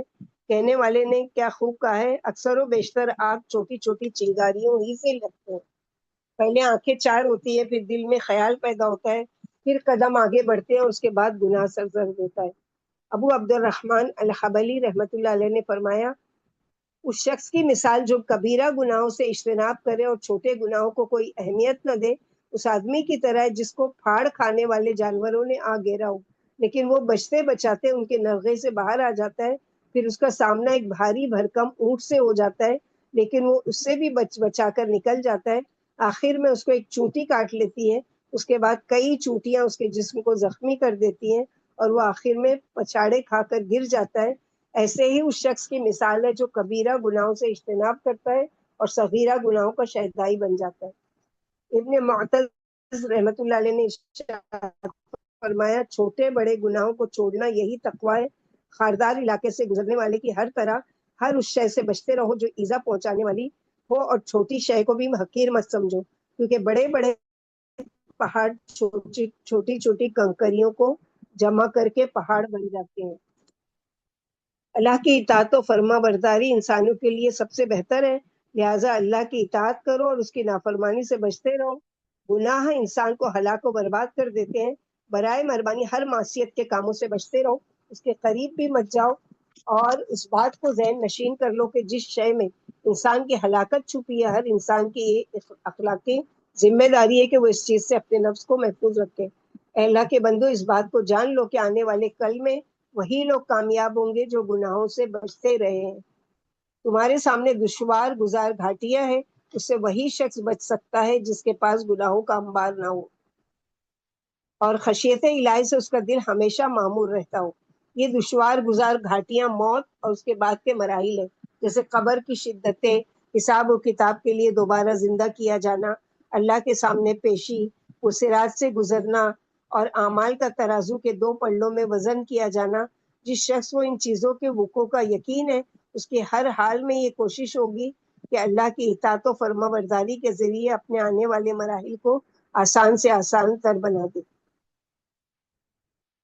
پھر اسی طرح رفقا سو سے دوری، برے ساتھیوں کو، یعنی یہ بھی نصیحت ہے ایک طرح سے کہ برے ساتھیوں اور ہر اس شخص کی صحبت کو اختیار کرنے سے بچے جو اللہ کی اطاعت پر مددگار نہ ہو، کیونکہ برے لوگوں کی صحبت سے برائی، فسق و فجور اور نافرمانی ہی ملے گی.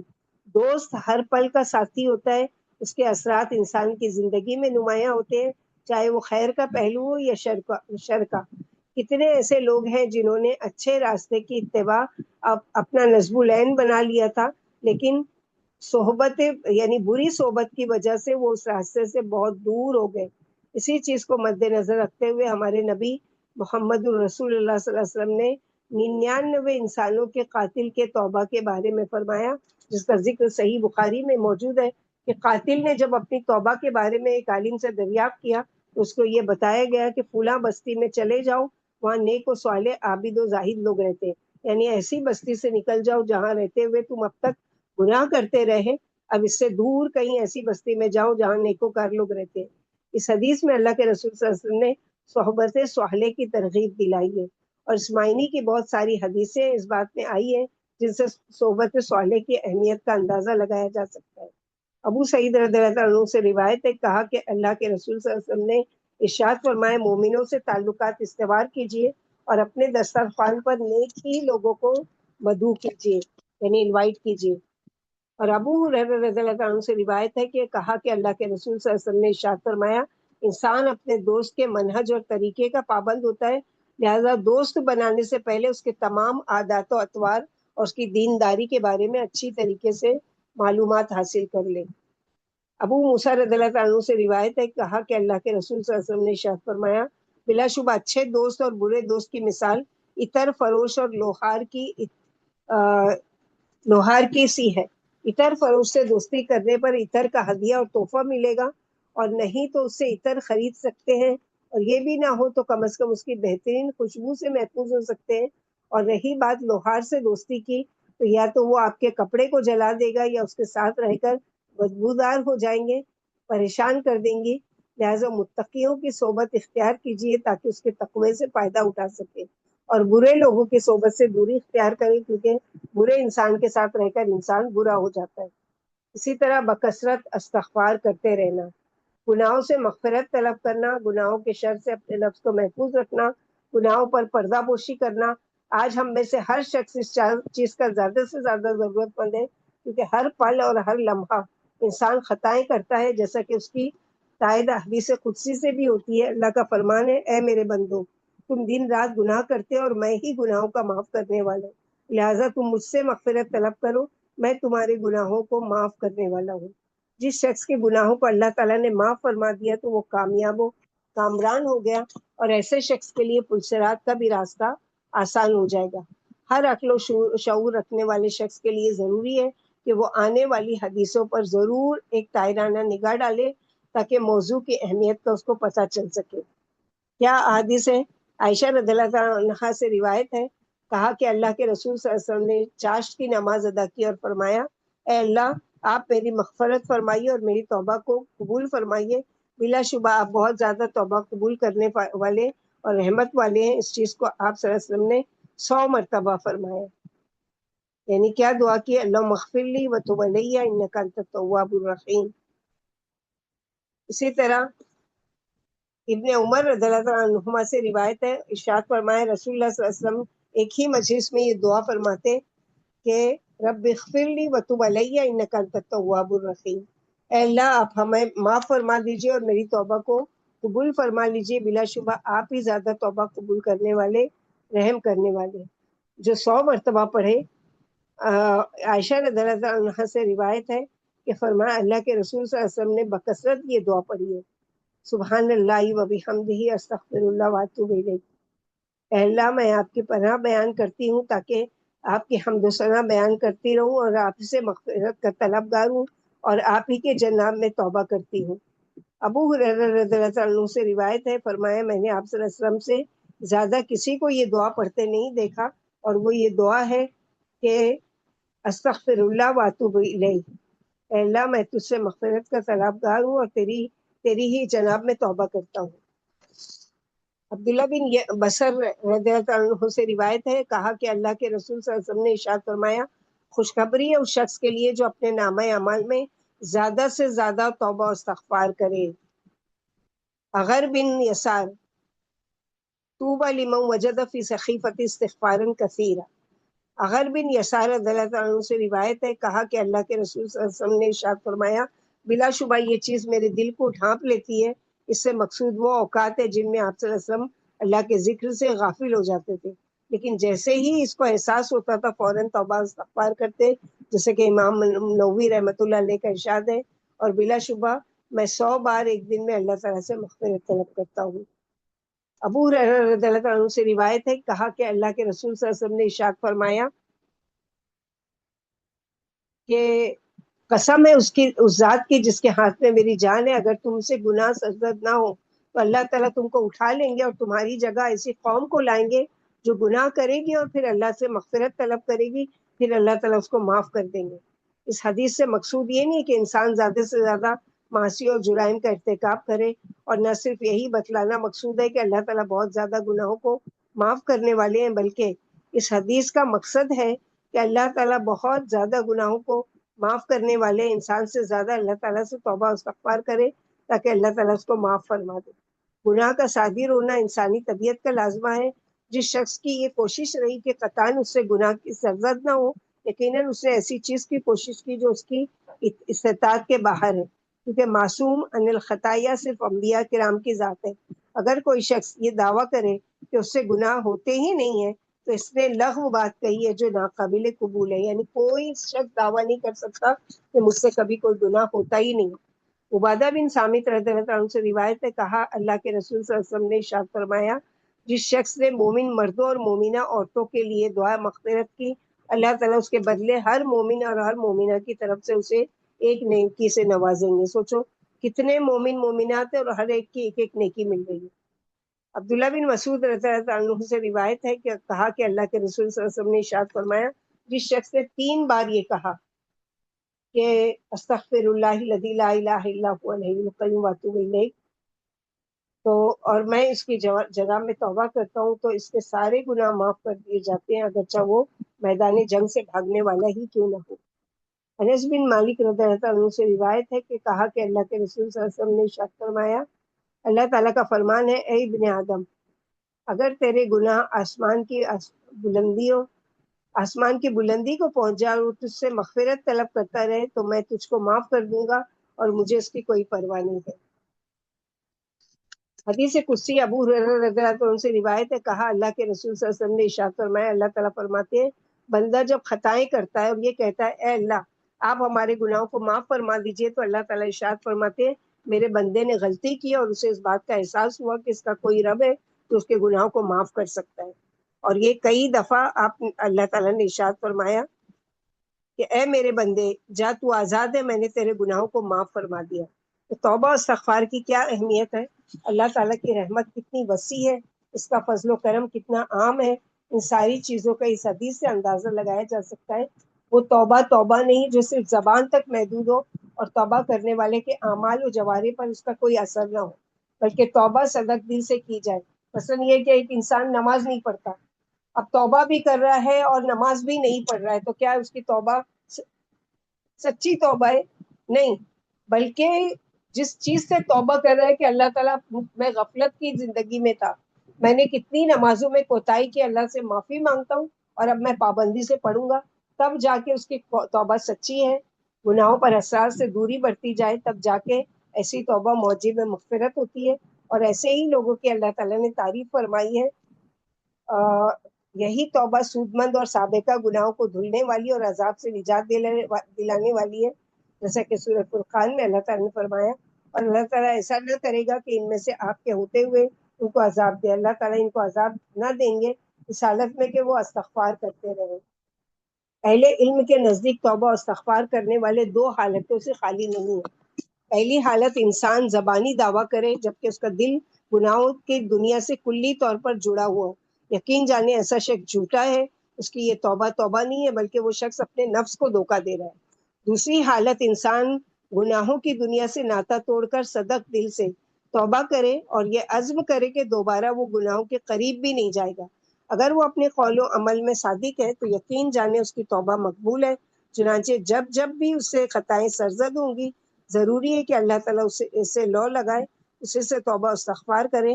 ایسا کرنے والے زیادہ مستحق ہیں کہ اللہ تعالیٰ ان کی مغفرت فرما دے۔ ابن رجب رحمۃ اللہ علیہ نے ارشاد فرمایا، میں ان تمام چیزوں سے اللہ کی مغفرت طلب کرتا ہوں جسے وہ جانتا ہے بدبخت ہے وہ شخص جو رحمت باری تعالیٰ سے محروم کر دیا گیا ہے۔ اللہ تعالیٰ بہت ہی رحیم و کریم، بندے کا فوراً مواخذہ کرنے والے، ہر شخص گناہوں سے لطفت ہے، پھر بھی اللہ تعالیٰ معاف فرما دیتے ہیں۔ اللہ تعالیٰ سے ہم مغفرت کے طالب ہیں، تمام لغزشوں سے جو سرزد ہوتی رہتی ہے۔ خوشخبری ہے اس شخص کے لیے جو اللہ کے ممنوع کاموں سے رک جائے، خوشخبری ہے اس شخص کے لیے جس کا ظاہر اس کے باطن کا گواہ بن جائے، خوشخبری ہے اس شخص کے لیے جو اللہ کے حرام کردہ چیزوں سے رک جائے، ایسا کام انجام دے جو باعث مغفرت رہے۔ معاذ رضی اللہ عنہ سے روایت ہے، کہا کہ میں نے عرض کیا اے اللہ کے رسول صلی اللہ علیہ وسلم مجھے کچھ وصیت کیجیے۔ آپ صلی اللہ علیہ وسلم نے ارشاد فرمایا، اللہ کی عبادت کرو جیسے کہ تم اسے دیکھ رہے ہو، اور تم اپنے آپ کو مردوں میں شمار کرو. اللہ تعالیٰ کو ہر درخت و پتھر کے پاس یاد کرو, اور جب برائی سرزد ہو جائے تو فوراً کوئی نیک کام کر لو. پوشیدہ برائی کے بدلے پوشیدہ نیکی کرو, اور ظاہری برائی کے بدلے ظاہری نیکی کرو. یعنی چھپ کر اگر کوئی گناہ کیا تو چھپ کر اس سے معافی مانگو, اور اگر اعلانیہ کیا ہے تو اعلانیہ سب کے سامنے کہ میں یہ گناہ کرتا رہا ہوں, اب اس سے میں اللہ سے توبہ کرتا ہوں. ابو ذر رضی اللہ عنہ سے روایت ہے, کہا کہ میں نے عرض کیا, اے اللہ کے رسول صلی اللہ علیہ وسلم مجھے کچھ وصیت کیجیے. آپ صلی اللہ علیہ وسلم نے ارشاد فرمایا, جب برائی کا ارتکاب ہو جائے تو اس کے فوراً بعد نیکی کرو, یہ گناہوں کو صاف کر دے گی. پھر کہا, اے اللہ کے رسول صلی اللہ علیہ وسلم کیا نیکیوں میں سے لا الہ الا اللہ بھی ہے؟ آپ صلی اللہ علیہ وسلم نے ارشاد فرمائے, یہ نیکیوں میں سب سے افضل اور بہتر ہے. عقبہ بن عامر رضی اللہ عنہ سے روایت ہے, کہا اللہ کے رسول صلی اللہ علیہ وسلم نے ارشاد فرمایا, اس شخص کی مثال جو برائی کرتا رہتا ہے اس کے بعد کار خیر بھی کرتا ہے, اس آدمی کی طرح جس کے اوپر تنگ زدہ ہو اور اس نے اس شخص کو دبا رکھا ہو. پھر وہ کار خیر کرتا ہے جس سے زنجیر کا ایک حلقہ کھل جاتا ہے. پھر وہ آدمی کوئی اچھا کام کرتا ہے جس سے دوسرا حلقہ بھی کھل جاتا ہے, یہاں تک کہ وہ آسانی سے باہر نکل جاتا ہے. ابو ذر رضی اللہ عنہ سے روایت ہے, کہا کہ اللہ کے رسول صلی اللہ علیہ وسلم نے مجھ سے فرمایا, جہاں کہیں بھی رہو اللہ تعالیٰ سے ڈرتے رہو, برائی کے بعد اچھائی کرو, یہ برائی کو مٹا دے گا, اور لوگوں کے ساتھ اس کے سلوک کا مظاہرہ کرو. تو کار خیر سے اپنا علاقہ جوڑو, گناہوں سے دوری اختیار کرو, شاید اس کے ذریعے ہماری صفائی و ستھرائی ہو جائے اور ہم اللہ تعالیٰ سے حالت طہارت میں مل سکے اور قربت الہی سے اپنے نفس کو فائدہ پہنچا سکے. کیا ہم کو معلوم نہیں ہے کہ اللہ تعالیٰ کی قربت اسی شخص کو حاصل ہوگی جو پاک و صاف ہوگا؟ لہٰذا اگر ہم اس کے خواہ ہیں تو ہمیں اپنے ظاہر و باطن کو پاک کرنا, صاف کرنا ہوگا, کیونکہ ہمارے سامنے ایک ایسا دن بھی آنے والا ہے جس دن کے بارے میں اللہ تعالیٰ نے ارشاد فرمایا, یوم لا ینفع مال ولا بنون الا من اتى اللہ بقلب سلیم, سورہ شورى آیت نمبر 88-89. جس دن کے مال اور اولاد کچھ بھی کام نہیں آئیں گے, لیکن فائدہ والا وہی ہوگا جو اللہ تعالیٰ کے سامنے بے عیب دل لے کر آئے. یقین جانے جس شخص کو موت نے گناہوں سے کی دنیا سے اٹھا لیا اور وہ اپنے نفس کو پاک نہیں کر سکا, تو ایسے شخص کو جہنم کی آگ کے ذریعے پاک کیا جائے گا, اور جس شخص کو جہنم میں 1 منٹ کے لیے داخل کر دیا جائے گا وہ دنیا کی ساری لذتوں کو بھول جائے گا. وہ حضرات جو گناہوں میں مکمل ڈوبے ہوئے ہیں انہیں چاہیے کہ وہ اپنی انگلیوں کو دنیا کی آگ میں ڈال کر دیکھیں کہ دنیا کی آگ ان کے ساتھ کیا سلوک کرتی ہے, جبکہ جہنم کی آگ دنیا کی آگ سے 70 گنا زیادہ تیز اور تپش ہوتی ہے. ہر انسان تمناؤں اور آرزو کی دنیا سے جڑتا ہے, کچھ یادیں سنوارتا ہے, زیب و زینت کے لیے نئے طریقے سے اس کو مزین کرتا ہے, لیکن کامیاب وہی ہے جو خواب سے بیدار ہو کر عملی دنیا سے جڑ جاتا ہے, اور ناکامی اس شخص کا مقدر بن جاتی ہے جو آرزوؤں کی کشتی میں سوار ہو کر اس دنیا سے رخصت ہو جاتا ہے. آج جہاں ہمارے معاشرے میں بہت ساری برائیاں پائی جا رہی ہیں, غفلت ان میں سر فہرست ہے. انسان اس میں پڑھ کر بہت ساری چیزوں کو بھول جاتا ہے, برائیاں کرتا رہتا ہے, اور جب اس کی نکارت کا احساس ہوتا ہے تو برملا یہ کہہ بیٹھتا ہے ابھی توبہ کرنے کے لیے بہت وقت بچا ہے, یہ تو بعد کی شے ہے, اس کو بعد میں دیکھ لیں گے. کچھ تو ایسے ہی ہے جو اس کو حج کرنے کے ساتھ مشروط کر دیتے ہیں. حج بھی آیا, اس عظیم فریضے کی ادائیگی کا موقع ملا, لیکن توبہ کی توفیق نصیب نہیں ہوئی. دوسری طرف آپ کو کچھ ایسے لوگ بھی ملیں گے جو یہ وعدہ کرتے ہیں کہ جب وہ 40 سال کی عمر کو پہنچیں گے تب توبہ کر لیں گے. 40 تو درکنار, 60 کی عمر کو پہنچ گئے, بڑھاپے نے آپ پکڑا, کبھی کمزور پڑ گئے, لیکن وہ یہی امید لگائے بیٹھے رہے کہ ابھی تو دنیا کے بہت دن باقی ہیں, ابھی تو لمبی عمر ہمارے سامنے پڑی ہوئی ہے. غفلت میں پڑا ہوا ہوتا ہے, شخص خطرات سے گھرا ہوتا ہے. یہ ایسی خطرناک شے ہے جو انسان سے ہر خیر و فلاح کی چیز کو روک دیتی ہے. تاریخ کا سایہ اتنا عام ہو چکا ہے کہ اس کا دل بھی اس سے نہیں بچ پاتا, یا برائیوں کی وجہ سے گناہ اس کے دل کو ڈھانپ لیتا ہے, اور ایسے دل کی صفائی پھر ناممکن ہو جاتی ہے. بیماری اور موت کا واقع ہونا یہ دوسرا سرخ نشان ہے جس کی وجہ سے انسان اللہ تعالیٰ کی رحمت سے بہت دور ہو جاتا ہے. انسان کو توبہ کی توفیق نہیں مل پاتی اور وہ سیاہ دل لیے دنیا سے کوچ کرتا ہے, اور یہ بات حتمی ہے کہ اللہ کی بارگاہ میں وہی شخص کامیاب ہوگا جو صاف ستھرا دل لے کر حاضر ہوگا. اے بڑھاپے کی دہلیز پر قدم رکھنے والے, تو نے شیطان کو خوش کر کے رحمان کی عداوت کو للکارا ہے. کیا تجھے معلوم نہیں کہ موت تیری شہرت سے بھی زیادہ قریب ہے؟ کیا تجھے معلوم نہیں کہ مردہ قبر میں ایک ایک لمحے کی مہلت کی آواز کرے گا تاکہ وہ توبہ کر سکے اور اطاعت الہی میں چند لمحات گزار سکے، لیکن اس کی یہ آرزو پوری نہیں ہو سکے گی۔ اللہ تعالیٰ ہمیں خبردار کر رہے ہیں، ہماری آنکھوں پر پردے پڑے ہوئے ہیں، اس کو کھول رہے ہیں اور ہم سے یہ فرما رہے ہیں کہ اے غفلت میں پڑے ہوئے انسان، بیدار ہو جا، اس دن کے لیے تیار ہو جا جب انسان کفے افسوس ملے گا، ندامت اس کی نگاہیں جھکا دے گی، اللہ تعالیٰ سے یہ امید لگائے گا اللہ العالمین تو ایک موقع اور دے دے، لیکن یہ ایسی خواہش ہے جو پوری نہیں ہو سکتی، یہ ایسی پکار ہے جس کو سنا ہی نہیں جا سکتا۔ جیسے سورہ مومنون آیت نمبر 100 میں اللہ تعالیٰ فرماتے ہیں حتی اذا جاء احدهم الموت قال رب ارجعون لعلی اعمل صالحا فیما ترکت کلا انها کلمۃ هو قائلها ومن ورائهم برزخ الی یوم یبعثون۔ یہاں تک کہ جب ان میں سے کسی کو موت آنے لگتی ہے تو کہتا ہے اے میرے رب، اے میرے پروردگار، مجھے واپس لوٹا دے کہ اپنی چھوڑی ہوئی دنیا میں جا کر نیک عمل کروں۔ ہرگز ایسا نہیں ہونے کا، یہ تو صرف ایک قول ہے جو اس کا یہ قائل ہے۔ ان کے پاس پشت تو ایک حجاب ہے ان کے دوبارہ جی اٹھنے کے دن تک، یعنی قبر کی ایک لمبی زندگی اس کے لیے ہے۔ کاش ہم اس آیت کے معنی کو سمجھ سکتے، کاش ہم اس آیت پر تھوڑی دیر ہی غور کرتے۔ نصیحت حاصل کرنے والے کے لیے اس میں نصیحت ہے، ڈانٹ و پھٹکار ہے اس شخص کے لیے جو اس سے دور بھاگتا ہے۔ اللہ سبحانہ وتعالیٰ فرماتے وَأَنفِقُوا مِمَّا رَزَقْنَاكُم مِّن قَبْلِ أَن يَأْتِيَ أَحَدَكُمُ الْمَوْتُ فَيَقُولَ رَبِّ لَوْلَا أَخَّرْتَنِي إِلَىٰ أَجَلٍ قَرِيبٍ فَأَصَدَّقَ وَأَكُن مِّنَ الصَّالِحِينَ وَلَن يُؤَخِّرَ اللَّهُ نَفْسًا إِذَا جَاءَ أَجَلُهَا وَاللَّهُ خَبِيرٌ بِمَا تَعْمَلُونَ۔ سورہ منافقون آیت نمبر 10 اور 11۔ اور جو کچھ ہم نے تمہیں دے رکھا ہے اس میں سے ہماری راہ میں اس سے پہلے خرچ کرو کہ تم میں سے کسی کو موت آ جائے تو کہنے لگے اے میرے رب، مجھے تھوڑی دیر کی مہلت کیوں نہیں دی کہ میں صدقہ کروں اور نیک لوگوں میں سے ہو جاؤں۔ اور جب کسی کی مدت عمر پوری ہو جاتی ہے پھر اسے اللہ تعالیٰ ہرگز بھی مہلت نہیں دیتے، اور جو کچھ تم کرتے اس سے اللہ بخوبی باخبر ہے۔ فرصت کی یہ چند گھڑیاں جو ہمیں ملی ہیں، ہماری یہ ذمہ داری ہے کہ ہم اس سے فائدہ اٹھائیں۔ وہ وقت دور نہیں جب توبہ کی قبولیت کے تمام ذرائع مسدود کر دیے جائیں گے، حسرت و ندامت کے علاوہ ہمارے پاس اور کچھ نہیں بچے گا۔ افسوس صد افسوس کہ ہماری صدائیں قبرستان کی چار دیواری تک محدود ہو کر رہ گئی ہیں، توبہ اور قبولیت کے بیچ میں دوری پیدا کر دی گئی ہے۔ اللہ تعالیٰ سے توبہ کریں، بڑھاپے تک توبہ کو مؤخر نہ کریں، تاخیر و تمدید کی چادر سے باہر آئے، توبہ کرنے میں جلدی کریں۔ اللہ تعالیٰ ساری چیزوں کو جاننے والے اور رحم کرنے والے ہیں۔ اب سوال یہ پیدا ہوتا ہے، کچھ سوالات بھی ہیں توبہ کرنے والے کے، کہ مثلاً وہ علماء سے سوال کر رہا ہے کہ کیا سگریٹ پینے والے کو کیا نصیحت کریں گے آپ؟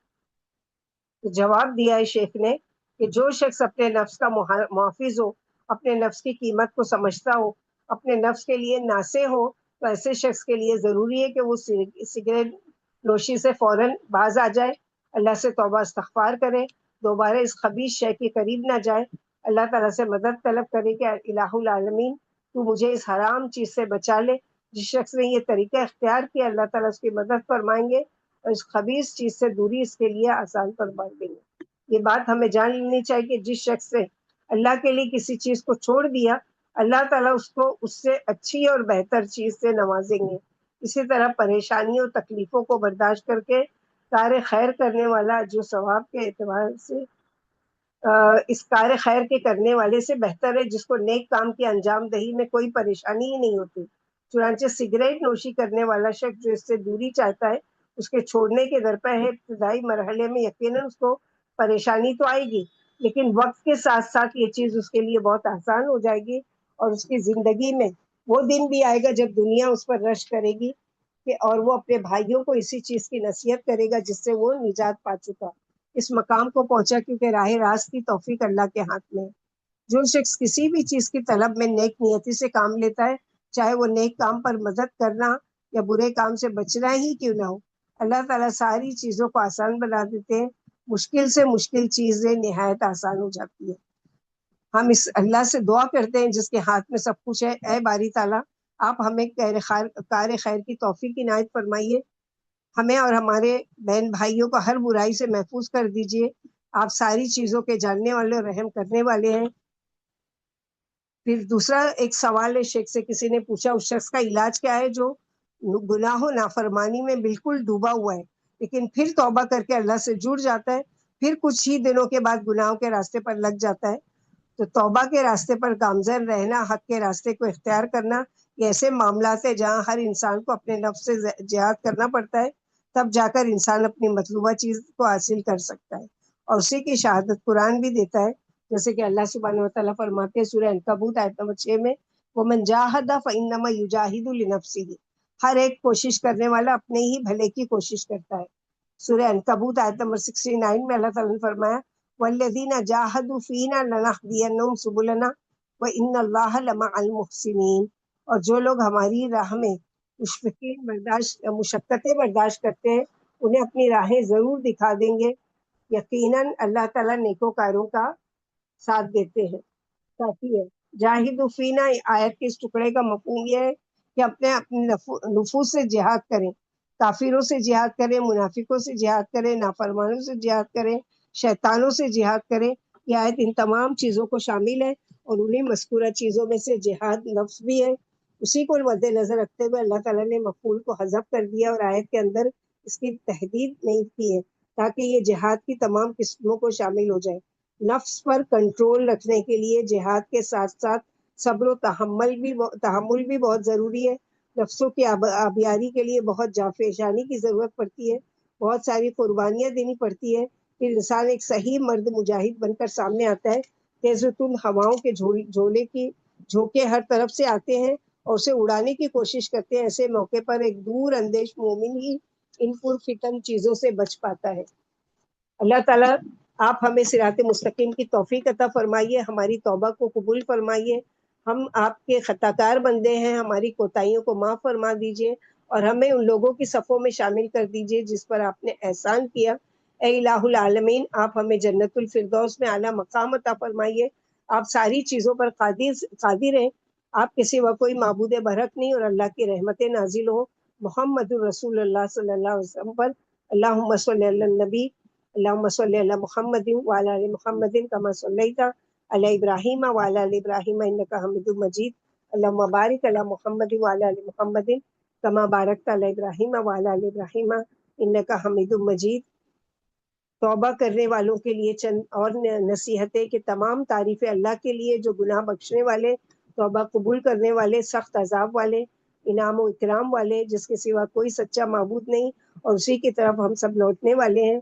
اے خاردار کانٹوں پر چلنے والے، پرخطر راستوں کے مسافر، گناہوں کی دنیا سے جڑنے والے، گناہوں کا انبار عظیم لے کر چلنے والے، ایک خوشخبری سنتے چلو. تم سے یہ کہنا چاہتا ہوں کہ توبہ کا دروازہ کھلا ہے، تاخیر مت کرو، اس عظیم موقع سے فائدہ اٹھاؤ. اللہ تعالیٰ سے سرگوشی کی چند مجلسیں، ندامت کے چند قطرے، آنسو اور استغفار کے چند کلمات مومن بندے کے لیے وہ چند ہتھیار ہیں جن کے ذریعے اللہ تعالیٰ گناہوں کو معاف فرماتے ہیں، درجات کو بلند کرتے ہیں اور اسے اپنے مقرب بندوں میں شامل کر لیتے ہیں. کیونکہ اللہ تعالیٰ توبہ کرنے والوں، طہارت حاصل کرنے والوں کو پسند فرماتے ہیں. کیا کبھی سوچا ہے کہ رب ذوالجلال بندوں سے کتنا قریب ہے؟ کیا کبھی اس کے رحم و کرم کے بارے میں غور و فکر کیا ہے کہ اس کی قربت اور اس کی محبت ہمارے لیے کوئی نئی چیز نہیں ہے، پھر بھی ہمیں اس کی کوئی پرواہ نہیں ہے، بلکہ ہم تو غفلت میں ڈوب گئے ہیں، اپنی سماعتوں پر پردہ ڈال لیا ہے، اب صدائے حق ہمارے اوپر اثر نہیں کرتی.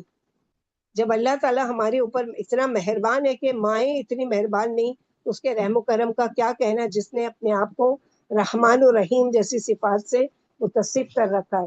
وہ ایسی ذات ہے جو بندوں کی توبہ قبول کرنے، انہیں معصیت سے دور رکھنے کے لیے تیار بیٹھی ہے اور انسان کو وہ چیزیں فراہم کرتی ہے جن کا نفع اس کے مرنے کے بعد بھی ملتا رہتا ہے. اللہ تعالیٰ کا ارشاد ہے سورہ بقرہ آیت نمبر 110 میں، وَمَا تُقَدِّمُوا لِأَنفُسِكُم مِّن خَيْرٍ تَجِدُوهُ عِندَ اللَّهِ، اور جو کچھ بھلائی تم اپنے لیے بھیجو گے سب کچھ اللہ کے پاس پا لو گے. ضرورت اس بات کی ہے ہم اپنا محاسبہ کریں، اپنے ماضی و مستقبل پر ایک نظر ڈالیں. اس دن کے آنے سے پہلے جس دن کوئی کسی کا پرسانِ حال نہیں ہوگا، یقیناً وہ دن آنے ہی والا ہے. ماضی میں ہم سے جو کوتاہیاں ہوئی ان پر ہم افسوس کریں، اپنے گناہوں پر آنسو بہائیں، ٹیڑھی چیزوں کو صحیح کریں اور وہ غلطیاں جن کو ہم کرتے چلے آئے ہیں ان کو دوبارہ نہ کرنے کا عزم کریں. ابھی بھی وقت ہے. مستقبل میں ہم کار خیر کرنے کا عزم مصمم کریں، اپنے دل کو پاک و صاف کریں، اپنے ظاہر و باطن کے مابین ہم آہنگی پیدا کریں، عمل صالح کے کرنے میں کوئی دقیقہ فروغ گزاشت نہ کریں اور ہمیشہ کار خیر میں بڑھ چڑھ کر حصہ لینے کی کوشش کریں۔ نرم ملائم بستر پر دراز ہونے سے پہلے سچی توبہ کیجیے، کیا پتا وہ رات ہماری دنیا کی آخری رات ہو جائے۔ اگر اس رات ہم دنیا سے رخصت بھی ہو گئے تو ہماری وفات سچی توبہ پر ہوگی، اور اگر ہم بیدار ہو گئے تو ایک اچھی صبح ہمارا سابقہ ہوگا۔ موت کی مہلت سے ہمیں خوش نصیبی ہوگی، خصوصاً جب ہم سونے کے وقت ان دعاؤں کا بھی ورد کریں گے جس کی تاکید ہمارے نبی صلی اللہ علیہ وسلم نے کی ہے۔ اے اللہ، آپ ہمیں سچی توبہ کی توفیق عطا فرمائیے جس کے ذریعے ہمارے سارے گناہوں کی صفائی ہو سکے۔ ہمارے لیے آسان چیزوں کو بھی آسان بنا دیجیے، مشکل چیزوں سے ہمیں دور کر دیجیے اور ان لوگوں کی صف میں شامل کر دیجیے جو نصیحت کو قبول کرتے ہیں۔ ہمارے اور ہمارے والدین اور تمام مسلمانوں کی دنیا آخرت میں مغفرت فرما دیجیے۔ آپ کی رحمتوں سے ہماری امیدیں وابستہ ہیں، آپ بہت زیادہ رحم کرنے والے اور کرم کرنے والے ہیں۔ ربنا آتنا فی الدنیا حسنۃ وفی الآخرۃ حسنۃ وقنا عذاب النار۔ ربنا تقبل منا انك انت السميع العليم وتب علينا انك انت التواب الرحيم۔ اللهم إنا أعوذ بك برضاك من سخطك وبمعافاتك من عقوبتك وأعوذ بك منك لا أحصي كما عليك أثنيت به نفسك۔ اللہ سبحانہ وتعالیٰ سے دعا ہے کہ اللہ تعالیٰ ہم لوگوں کو کہنے سننے سے زیادہ عمل کی توفیق عطا فرمائے۔ اللہ سبحانہ وتعالیٰ ہم سب سے راضی ہو جائے۔ اللہ تعالیٰ ہم کو سچے دل سے گناہوں کو چھوڑنے کی اور گناہوں سے معافی مانگنے کی اور سچے دل سے توبہ کی توفیق عطا فرمائے۔ اور اس طرح سے روزانہ جب ہم رات کریں سارا دن گزارنے کے بعد تو اللہ سے سچے دل سے توبہ کر کے کروٹ لیں کہ پتہ نہیں کہ کل کی صبح ہم کو نصیب ہوگی یا نہیں۔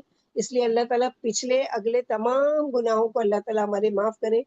ربی آئینی ولا تعین علیہ ولا تنصرنی ولا تنصر علیہ وامکر لی ولا تمکر علیہ واہدنا ویسر الہدی الیہ اللہم اجعلنا لک شکارا لک ذکارا لک وہابا لک متواہا اواہا منیبا۔ ربی تقبل توبتی واغسل حوبتی واجب دعوتی وثبت حجتی واہد قلبی وسدد لسانی واسلل سخیمۃ قلبی۔ بہت ساری خوبصورت دعائیں توبہ کے لیے جو اللہ سبحانہ وتعالیٰ سے دعا کرے، اور اچھے نیکوکاروں کی صحبت کے لیے بھی کہ ربی حبلی حکم والحقنی بالصالحین وجعلنی لسان صدق فی الآخرین وجعلنی من ورثۃ جنت النعیم ولا تخزنی یوم یبعثون۔ آمین یا ارحم الراحمین۔ سبحان ربک رب العزۃ عما یصفون وسلام علی المرسلین والحمد للہ رب العالمین۔ سبحانک اللہم وبحمدک اشہد ان لا الہ الا انت استغفرک واتوب الیک۔ السلام علیکم ورحمۃ اللہ وبرکاتہ۔